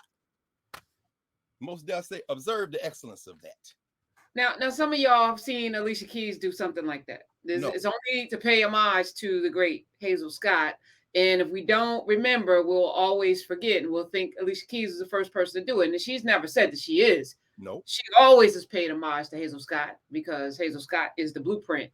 Hazel Scott is the blueprint. Hazel Scott is the blueprint. And before we get into her, because I'm so grateful you brought her up, you said everything we need to know is in the papers, they're in your books, but it's almost like a puzzle. And if you don't know where to find stuff, that's the genius of you. You put this together where the thing is, and it's like, okay, and then the story is told. It's not in plain sight. If it was in plain sight, we'd all know the things we need to know. It's not in plain sight. We need the dissemination. That's why some of y'all go to church to get somebody to interpret what the Bible says for you. This what's going on in the world, we can't just be left on our own devices to have the misinformation and disinformation feed our psyche. We need to have what you were able to do by pulling the Financial Times and Washington Post and all of these papers and books and then painting a picture so we can sit and see it, having me and Mottley tell the story, and then you break it down in a way that otherwise we won't know. And then, we'll be duped into thinking the hearings were important, and then we'll shame people for not wanting to watch it as if it's somehow, we've, abdicated our leadership role by not participating in a farce. All right. I have to get that off my chest. I'm just No. What you're saying is what we have to hear. Again, Black thought is not wrong in thought versus everybody. It's imperative we change the narrative. This is why Nubia is the new normal. Are we saying we're the only ones doing it? No, but we are doing it. When you pour a clean glass of water, it becomes clear what's in the other glasses. And it also becomes clear who else has clean glasses of water. So, no, that has to be said. We're going to watch the hearings because we want to know. And we want to see, and we have an obligation to connect. What Jed Etsy is saying is that these conversations are driven by quote unquote thought leaders. And we talked about that a couple of years ago, thought leaders. What he misses, however, is that very few of us going to read that book. I'm going to read it, right? Because we all have roles to play. And now people know about the book. You ain't got to go buy that book. You ain't got to go, I'm just saying I made you aware of it. And I'm saying, unlike John Jennings, unlike Tracy Sherrod, unlike Howard French, unlike so many others who are doing great work, and come into space and be like, wow, these people are here. Yeah, it's not even about the numbers, although the numbers continue to swell and burst, because what we're doing is changing the narrative. The narrative is you got to go pay tuition. In other words, you got to go pay 40, 50, 30, $60,000 a year. Nah. John Jennings is in the UCal system, UCal Riverside. I think, what's the sister's name? Nalo Hopkinson, who wrote the introduction in the parable. So, I mean, she's on faculty there. I'm saying, do you really have to go pay to go to University of California, Riverside to hear John Jennings? No.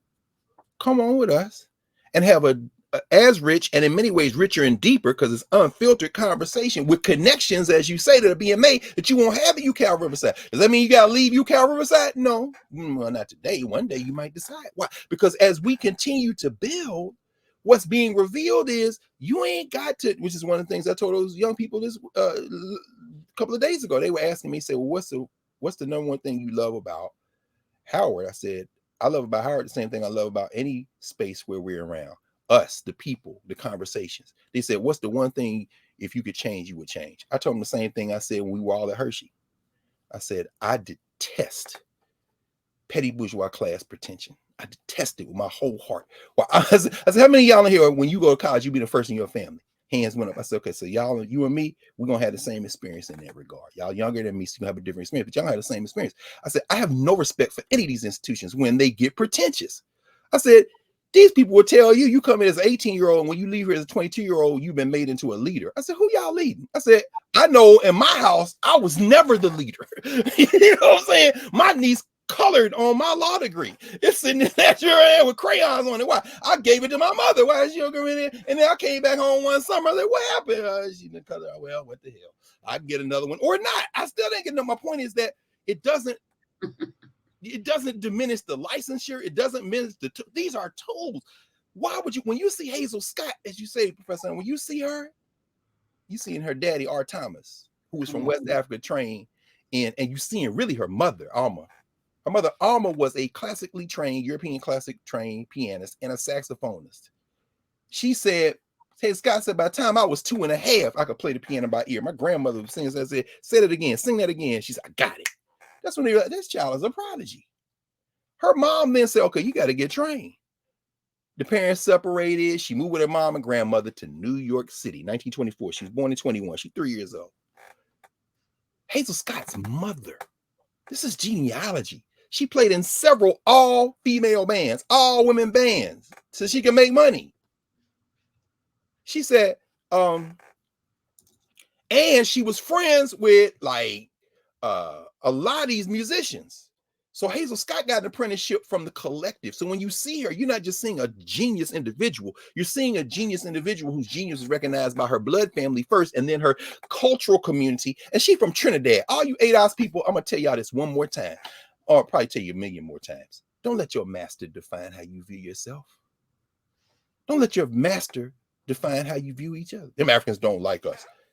You are opening your mouth, putting your fully curated by Western BS on display. Stop it. Stop it. So, you know, by the time she was 15, with all that training in the background, she on stage with William Bailey out of Red Hook, New Jersey, the Count Basie Orchestra. Are you serious right now? Are we serious? She playing at Cafe Society. Remember that whole conversation we had about Billie Holiday? She's playing at Cafe Society, and of course playing at Cafe Society and playing in many of the venues. And then when she starts going to make movies, she was in a movie with Mae West. She's like, I ain't wearing no damn apron, because ain't no black woman coming to see her man off to go to war in a dirty apron. You got us dressed like maids. After a 3-day boycott, the filmmaker said, okay, everybody take their aprons off. Damn right. Well, what's that going to do for your career? I ain't going to do much. She the first black woman to have a TV show. That was 1950. But by the end of the 1950, the damn show was off the air. Why? Because here come them damn, she's a communist. Off some old BS list they made up because of the places she played, and because she spoke out, they're going to say she's a communist. She volunteered that same damn House Un-American Activities Committee. Paul Robeson and S.E. Robeson and Langston Hughes, and most famously Jack Roosevelt Robinson testified before. Hazel Scott said, I'm volunteering. I'm coming to talk to y'all. I ain't no communist. Nah. Well, did you play this place? Yeah. Did you play this place? I don't remember. You play this place? I don't remember. I take the books, dates they book. Her husband said, don't go down there and testify to them people. Of course, her husband was Adam Clayton Powell Jr., 12 or 13 years older than her. Married when he started dating her. See, these are human beings. She rebuffed him at first, but he was relentless. Dude, you married. Now, your friend, who I think is a fine actor, of course, Harry Lennox, of course, who played Adam Clayton Powell. If y'all go see that movie that they made, the fictional account, it just cracks you up. Harry Lennox nailed Adam Clayton Powell, man. He chasing Hazel Scott. Dude, you man. And they had a child together, of course, Adam Clayton Powell III. But they created her career because of that communism charge. She couldn't get booked. She couldn't get no film. There she go. Now, see, all Black women are beautiful, differently beautiful. What you see there, what the Yoruba call it, tutu, coolness. Now people think, oh, that's a pose. She couldn't possibly know where those keys are. Now, if you could click that photo and it turned into her playing the piano, you can see she ain't got to look at them keys. We just saw her play 2 pianos, not looking at the keys. Understand? And so Powell and Scott, they're a power couple, unique because they are internationally known. She ends up leaving the country.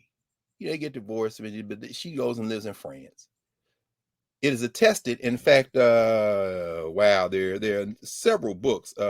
Karen Chilton wrote probably the best single volume on Hazel Scott. Karen Chilton. I never met her, but one of my former students, when the book came out, I think that's his cousin.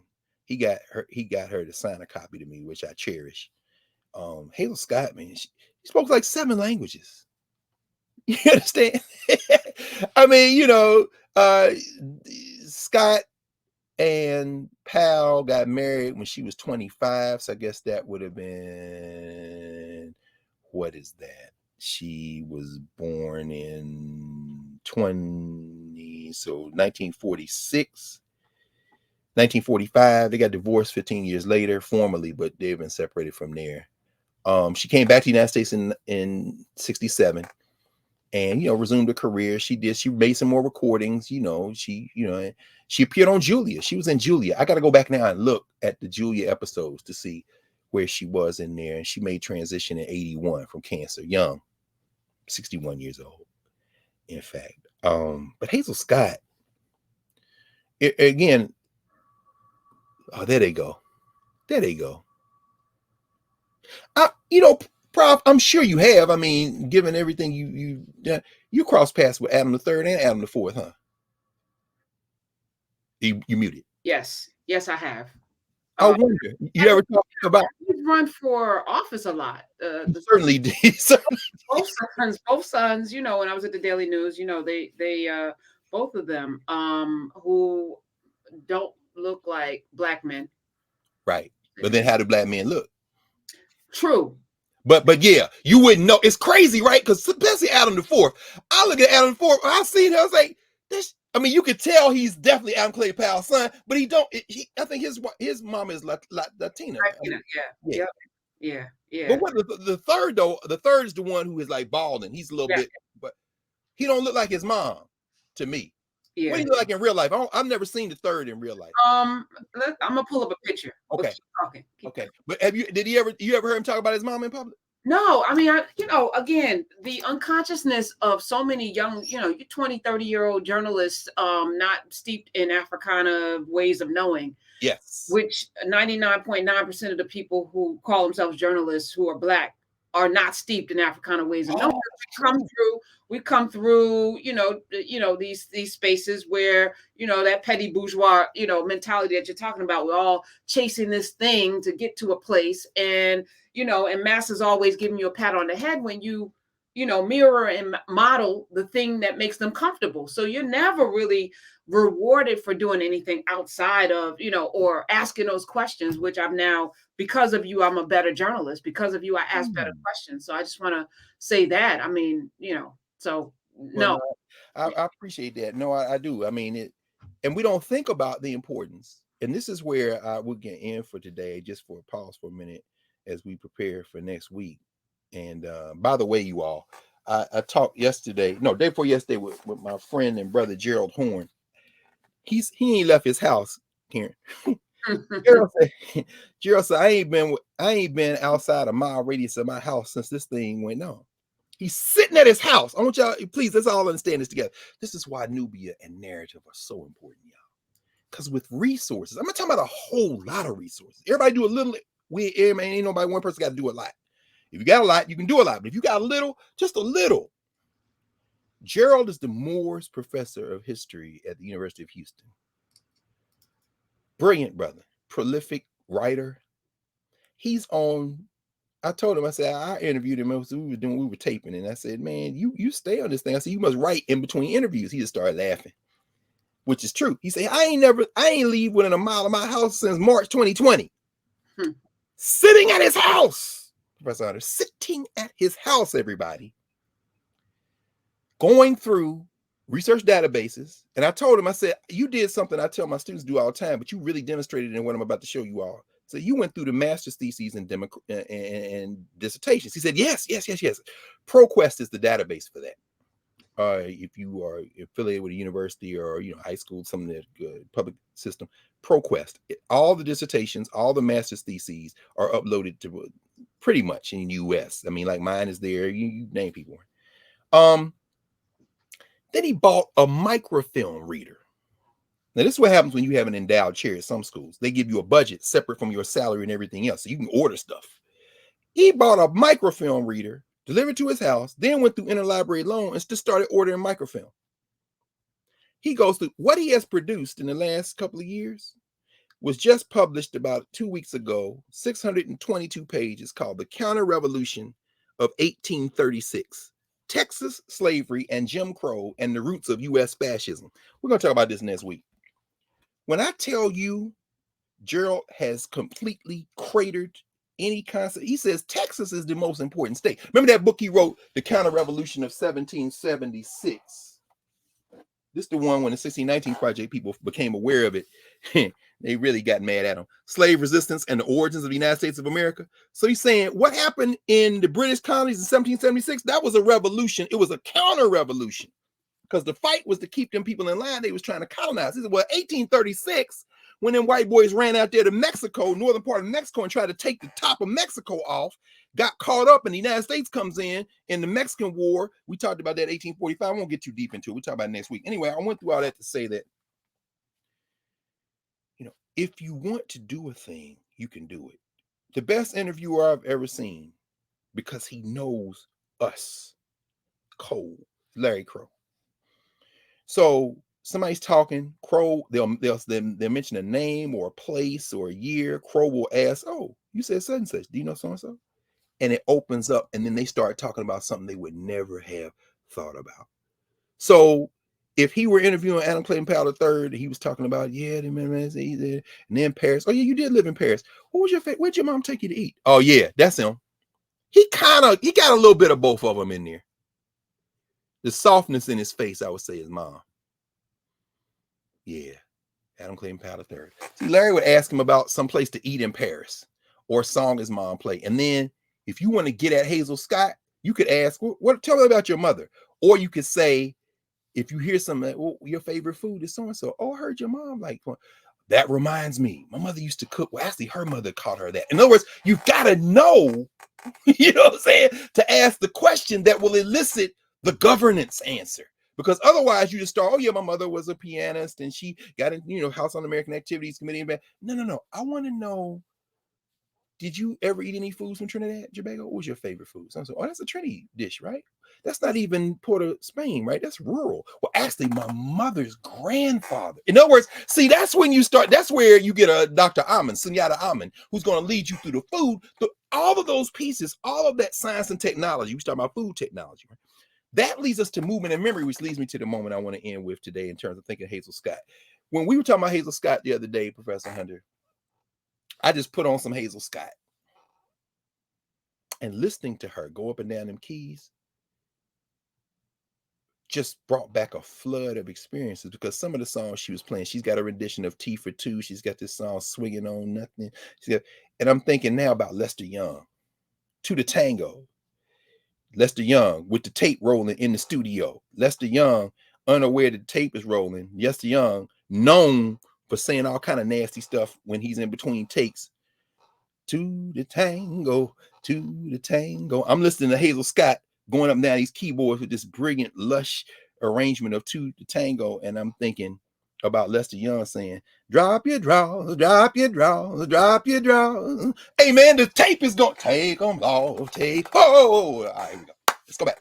To the tango. But I'm saying, you see the process of creating music, and here's where I want to end. Last night, 7 o'clock Eastern Standard Time over at the National Museum of African American History and Culture, as I mentioned, Chuck D, Carlton Rittenhauer, Brother Chuck D, in a kind of small crowd, really, but it was streamed. You go on the website of the National Museum, you'll see. Had a conversation about this new piece he's done. These are the songs that changed the world, shook the world. And he was talking about the distinction between consuming music and listening. And it made me think about the fact that, like, one of the things I'm not doing in the fall, God bless whoever's going to do it now, because I know they ain't figured it out, but you know what? You know, they know how to reach me. Or not. I'm not going to do the freshman seminar. Again, this is the new normal. We're coming into this space. And so much what we do in there. What we would do in that class of 1,400 students, what I still do in all my other classes, man, Introduction to African American Studies class, Black Aesthetics, Education in Black America, you name the classes. I always start the class with music. But when you're in an auditorium with 500, 600, 700 students, 1,000 students, 1,500 students, you put on music. I'm very deliberate. Chuck D was last night was talking about music and how it curates feeling. And he said, when I was growing up in the house, you know, we hear Superstition, Stevie Wonder. When that song got put on the record player, that song I will always associate with cleaning up the house, with chores. Now, I don't know how many of y'all had the song that your parents put on the 8-track, and that was the song they cleaned up the whole house to. My daddy, Back in Love Again, LTD. I know that song. When you hear that song come on, every time I move, I lose. When I'm coming, every time I turn around. Na, na, na, na. My daddy got a white rag in his back pocket, cleaning up the whole damn house on a Saturday. The man that worked to his fingers to the bone, sometimes 2 jobs, Monday through Friday. Saturday, clean up the house. You know, at night, him and my mom sitting around. My whole world turns misty blue. I don't know if y'all know. Y'all know that song. I mean, but Chuck D was what he was saying last night was these are the songs that anchored the childhood, and you absorb them. Hazel Scott heard music her whole time. Her mother's mother. You hear that kind of, they moved to New York City, surround her with musicians. You hear that music. They at the house. Then when she moves to Paris, Lester Young and them over Hazel Scott house. I know Adam Clayton Powell III got stories about that. All these people come in here. I'm saying all that to say this. The grounding Chuck D was talking about yesterday, he said, now we have a couple of generations of folk who these companies have literally washed over those rituals. And he says, I ask young people now, I say, what's the song that's indispensable to you? From the last 5 years, you say, I got to listen to this song to reset my mind. He said, that's why I love Kendrick so much. Because most of they can't name a song. But then there's some artists that punch through and you hear. And I think about, sometimes I would play music before class, especially the big class, the seminar class, playing John Coltrane. The students would ask, who is that? Or they would always say, oh, my granddaddy used to play this. Or my dad played this. Or that's my favorite, you know. And then if I want to do something contemporary, probably the point of concession before it slid off into the ditch, I might play, you know, something like Mary J. Blige, I Can Love You Better, you know, with Little Kim. And to see a bunch of children who weren't even around start singing that song like they was there, that's what lets you know, how the hell did you, oh, my mama played this song all the time. Sitting here, they play that Mary J. Blige. Once I told you twice, skip the Oh, QB. Yeah, you know, before the plastic surgery, before the all that stuff, yeah. Who gonna love you like I do? Huh? What? Mary Blige, be my witness. This is the whole point. You know, it is a governance. This is cultural meaning making. But here's the distinction between cultural meaning making and movement and memory. Here's where I'm going with it. Listen to Chuck D last night, and I encourage y'all. He was only there for an hour. He had to catch a plane. He was come from Toronto. He's going back to LA somewhere, man. He's talking about the importance of culture, music in this specific case, to shape our sensibilities. And you have to have cultivated ears. He says you have to be able to listen. The day after the election of 2016, we told the freshmen and everybody else in the university, come to the auditorium, come to Crampton Auditorium. We're going to have a conversation about this. So we very quickly scrambled and put together some faculty, some folks to come and talk about, to interpret. And as people were coming in, I told, my brothers and sisters who run Crampton, I said, load this song. I thought this love of yours was true. Didn't I think it, baby? Didn't I blow your mind this time? In other words, y'all gonna finally get the message. Didn't I blow your mind this time? Some of y'all confused. But I'm saying when you walk into the room and you got 1,500 people coming in and you playing that song, what we're trying to do is get you in the right mind to have this conversation. So what we're not gonna do is have a long conversation about how did this happen. No, you've been disabused of an illusion.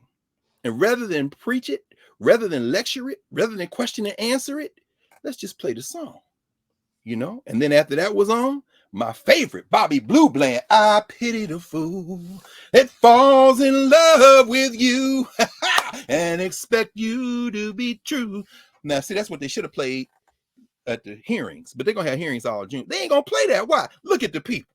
That's Bobby Blue Bland. He used to play. How many times, Congressman Thompson, have you been in the audience at the Casino Riverboat and Bobby Blue Bland played that in Mississippi, brother, outside Pittsburgh? How many times, Baba, have you been down there near Biloxi and Bobby Blue Bland played that on the waterfront? How many times? And yet you still gotta sit at the United States Congress and act like you got a country. Why? Because Joe Biden is acting like you got a hemisphere. Then people, me and Mottley looking like, look, I'm gonna give you one more warning, but I pity the fool who falls in love with you and expect you to be true. Look at the people. I know you wonder what they're doing. They just sitting here watching you make a fool of me. In other words, this is the whole point. The music, people tell them music with a message. The music carries all that. But if you have been brought up in a culture, it doesn't require you to listen. This is what Chuck was talking about last night. He said, now we have generations that listen with their eyes. You got to see the visual.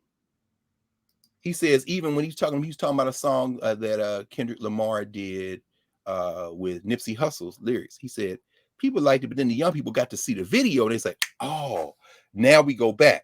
But it wasn't no videos for us. And he talked about how music is made, how it's curated. He talked about the greatest archivists in music during the hip hop generation were the DJs, because they had to know the music, and they not only knew the music, they knew who was playing on the records. They knew which records they wanted. They would scrape the labels off so other DJs couldn't see what they was doing, but they had memorized who was on these records. I mean, this is the type of intellectual work that is necessary. Now, when we think about that, we have to remind ourselves that these rituals.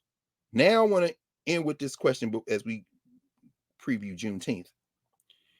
Cultural meaning making is what any group of people do in any moment to mark their time. Whatever music they create, whatever dance they create, whatever culture they create, filmmaking they create. Movement and memory is how people, a collective of people, a governance formation, a community remembers things across time and space. And here's the trick. Things change. What Jed Etsy is saying in his book, The Future of Decline, Anglo-American Culture at Its Limits, is that we got to come up with new rituals. We got to come up with new totems. I'm using my language now, borrowed from Robert Farris Thompson. New shrines of sorts. Now, he ain't going to go so far as to say new shrines. Why? Because the United States of America has its shrines. It has its totems. A totem is like a portable shrine. That's what the flag is. So everybody wearing a flag lapel, sitting there saying, we have to do this, what's right for democracy. That thing on your chest is guaranteed to work more for them people you talking about critiquing than it is for you. And the more you cling to that, the less chance you're going to be able to build something new. Now we come up with a new totem, but you won't want to do that. We're going to come up with new shrines. So you concede Juneteenth. Okay, what's that? That's a new ritual. No, it ain't no new ritual. It's our ritual. You want to share this ritual? Okay. Hey, get your cousin. What? They got like ice cream in the Walmart. Can you get your cousin? Oh, you know what? F that. But then the next generation comes along not knowing the roots. They may go buy that Juneteenth ice cream. The whole point is that the rituals, this is why we have to talk about, we talked about it before. We talked about it last year. We talked about it the year before last. But here's the point.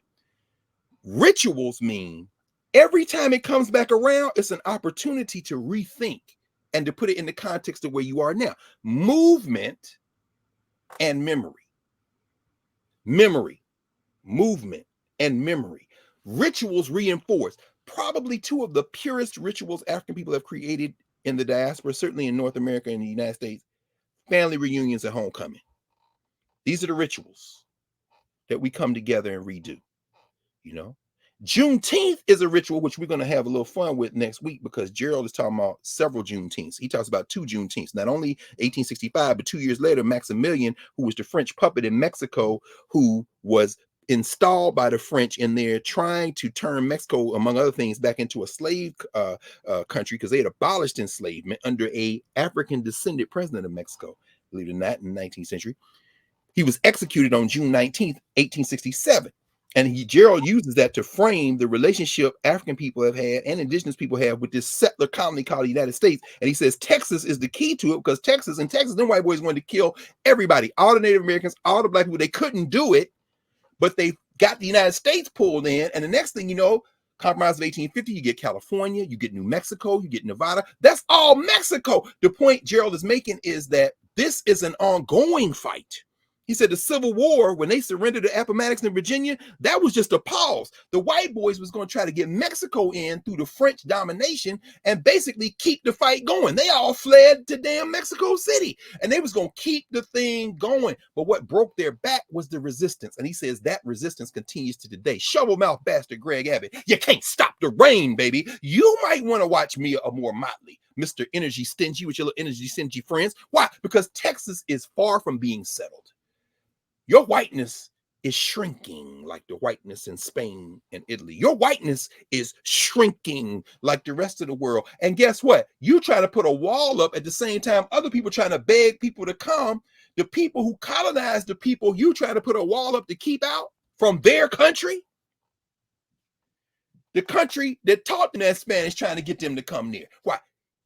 You're going to die in ignominy. But before you die physically, you're gonna die culturally, you're gonna die politically. But me or more Mottley, like you gotta keep you have to keep, we have to stop you from killing us. And that's the global movement. I was trying to say, unless they get us to kill ourselves. That's right. Unless they infect us with anti-blackness that allows us to be conspirators in our own demise, which they've done very masterfully. Masterfully. Yeah. Can we end with this video that I actually found it's a TED Talk. Michael Smith, pastor, gave a TED Talk about Black music, since it's Black Music Month, and the power of that. I just want to play a little bit of it, Dr. Yes, please. We're gonna get into Juneteenth again, but I'm just. No, this is important because when you sent it to me and I watched it, Chuck D was saying what he's saying, which blew my mind. It's like you read my mind. So go ahead. And to your point, how you go to the social structure or to white sources. We're going to go to a white source right now to tell a story about where we are and how we are so easily duped. So I'm going to share my screen and hit to write a song that celebrates murdering another person. And then a person says, I'd like to put that on my station. Another person said, I'd like to pay for it. And then there's people out here in the audience that go, I'd love to hear it, as long as it's black guys. Because even white people buy rap music, buy this type of stuff, because we know that when we want to hear about killing each other, we know who to turn to for that type of inspiration. We call it our music. We say we own it. White people buy more rap than black people. Yeah, but we're very careful to turn it down at the stoplight when other black people are there. Why? Because we know we're just pretending. For them, it's more authentic and real. I always ask the companies, what about your name? What about your brand? What about your value? And the largest radio company in the world said this: it's okay that we only have drug dealers on our black youth stations. We only have murders on our black youth stations. We support black charities. We give out water at the Martin Luther King parade. I think we've got it covered. We bought them off. Now, people get upset, the smartest guys in the room again. You're talking about censorship. I don't believe that. I believe in free art, make whatever you want. I believe you should make music about anti-Semitism. I believe you should make music about killing dogs. I believe in this country you should make music about bashing homosexuals and driving them behind trucks. I believe you should make music about stringing people up on trees. I believe you should make music about killing whitey. I believe you should make all that music. But I also believe that in the mainstream marketplace, people should hesitate associating their name with certain content. You know, there's certain stuff you can't buy at the store, certain stuff you can't get on iTunes because their brand doesn't want it. But if you want to hear black people celebrating killing black people, they got thousands and thousands and thousands of those things to sell you. I don't think it's about censorship. I think it's about American cultural hypocrisy. Because here's the truth. These black entertainers, they can't sing just about anything. There's some stuff that'll get them fired, and they get dropped, and they get fired, and they get slapped on the wrist, and they get disciplined all the time. Why? Because sometimes they step over the bounds. A very famous case is what happened with Rick Ross. Rick Ross is the Mammy Two Shoes, one of the many Mammy Two Shoes of our day. He's a black entertainer in a world carved out for him, in a role carved out for him by white entertainment companies. And one day he talked about, in the middle of a song that celebrated dealing drugs and killing blacks, he made a reference to date rape. And when he made that reference to date rape, that set social media on fire. That got 100,000 petitions in 24 hours. Hey, buddy, date rape is no joke. That had white people standing outside of Reebok in New York saying, you better take this seriously. We're tired of a rape culture in America. One line in one song moved the masses. And you know what Reebok did? Did they stand by him and say, hey, we believe in freedom of speech. We believe in freedom of expression. It's just a song. Calm down. No, they fired his tail on the spot. The president came out and said, this goes against our high standards. He's gone against the values of our brand. Shame on Rick Ross. We're disappointed. He doesn't know how serious date rape is. And when I saw that, I thought, wow, how convenient. Isn't that amazing? But here's what really happened. It's not their brand, it's not their values. Rick Ross went off script. He was hired to get black customers, and they think that black customers go with black bait. And in America, black bait is the hyper-criminalized, hypersexualized portrayal of black people. And as long as he had sung about that, the stuff that got him hired, he still have a job at Reebok. But when he touched other sensitivities that affect us, he lost his job. See, the truth is, it's not they that need to change. It's we that need to change. We created the lies. We created them for our profit. We own the companies. We own the record labels. We own the advertisers, and we keep putting it out. And it's this that's got to change. I thought about it. You know what? I wonder if White Mike could get anybody's attention on this. So I stood outside of a Walmart. And I said, hey, I don't think killing cops and killing blacks is very cool. And you know what? It only took 7 weeks of Mike standing out there. And they wrote a letter and said, yeah, we don't think it's cool either. We're going to pull our name off of that. The largest retailer in the world had never considered that maybe their commercial shouldn't be right before or after a song about young black men being gunned down. And I realized this, that black murder is normal, but it should not be. And I realized the importance at the coffee table, at every headline, every pastor's gathering, every family gathering to say, you know what, these Black Lives Matter. It's not just another black kid. These are human beings. I'm doing my best in every way, shape, and form. Talks like this everywhere I can go to say, you know what, I was born in a world where black murder was normal. My kids were born into a world where black murder is normal, but I don't want to die in a world where black murder is normal. Am I 5 years or 10 years away? I don't know, but I'm screaming as high as I can. Let's feel this pain and let's lift our voice to tell the lies. They are not criminals. They are not deviants, and their lives are just as important as ours. All right. Okay. Now, how do we, he did that, he got out of Walmart. Now, I'm certain we can both think of friends, people we know who would say, okay, now I can't feed my family because they took it out. In other words, hip hop, that's how I make my money. Now I was thinking, yeah, but then I thought, wait. So you're saying there are people who can't feed their families without perpetuating the myth of black violence and black debauchery and black hypersexuality. They can't feed their family unless they're able to. And when you brought up Rick Ross, that ain't even his story. He's telling the story of somebody named Freeway Ricky Ross. He stole and borrowed an entire narrative, put on that man's skin, and created a whole industry around. That's right. That wasn't his story. No. So what you're saying is there are people that can't feed their family without feeding the marketing that is then allowing us to kill one another. That's what they would say. But I'm saying, but that wasn't where I was. That was the first step. But then I thought to myself, well, you're right. You shouldn't have to. And this is another thing Chuck D was saying. I was watching some other folks saying the same thing. Lord Jamar was saying that too. I was watching something he was saying. He said, the culture always outpaces, human culture always outpaces capitalism. So in the early days of hip hop, this was not the narrative. And so, Lord Jamar was like, we had a record deal. We out there and we was like, yo, we be in the studio like they really letting us say this. The devil couldn't have been the devil. And he said, once they figured out, and then they said we could make more money with the killing stuff. That's when you see the industry shape that narrative. They're saying the same thing. They went, he said, what happened to BDP? What happened to it? No, what happened is these companies did this. Now I said it to say this. After that, he said, well, why did y'all stop making the positive music? Why did y'all stop making the content? He said, we didn't. It was the platforms that drowned it out. Again, this is why narrative in Nubia is so important. We're breaking through now as it gets momentum, because then the next movie, we want to join you all, which brings me to the second step of what I was thinking. I was like, would you stand out there with those same signs and say, y'all shouldn't be selling, not that they would sell DVDs anyway, but whatever the equivalent is, you shouldn't be selling Godfather DVDs.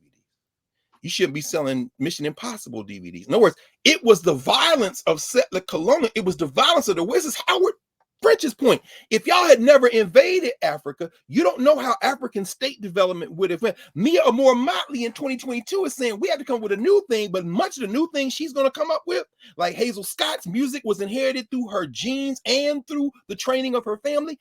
A lot of what will come out of Latin America and the Caribbean will be indigenous. This is what the president of Bolivia, another person who is considered a leftist government. No, when you say leftist, what they're saying is there are indigenous solutions for this. When she says 6 and 12-month fertilizer, she ain't talking about your scientists coming from MIT, University of Chicago, and MIT to talk about. No, she's talking about get out of the way of these African people who know how to cultivate this land and subsidize us on the markets. Now, see, that's a problem, which is why I say this pastor who is saying it right. I'm saying, the sign should be get rid of all the violence in Walmart. But see, they're going to look at you like, no, we gave The Godfather 100 million awards. We gave Quentin Tarantino 1 billion rewards for Kill Bill and even all these.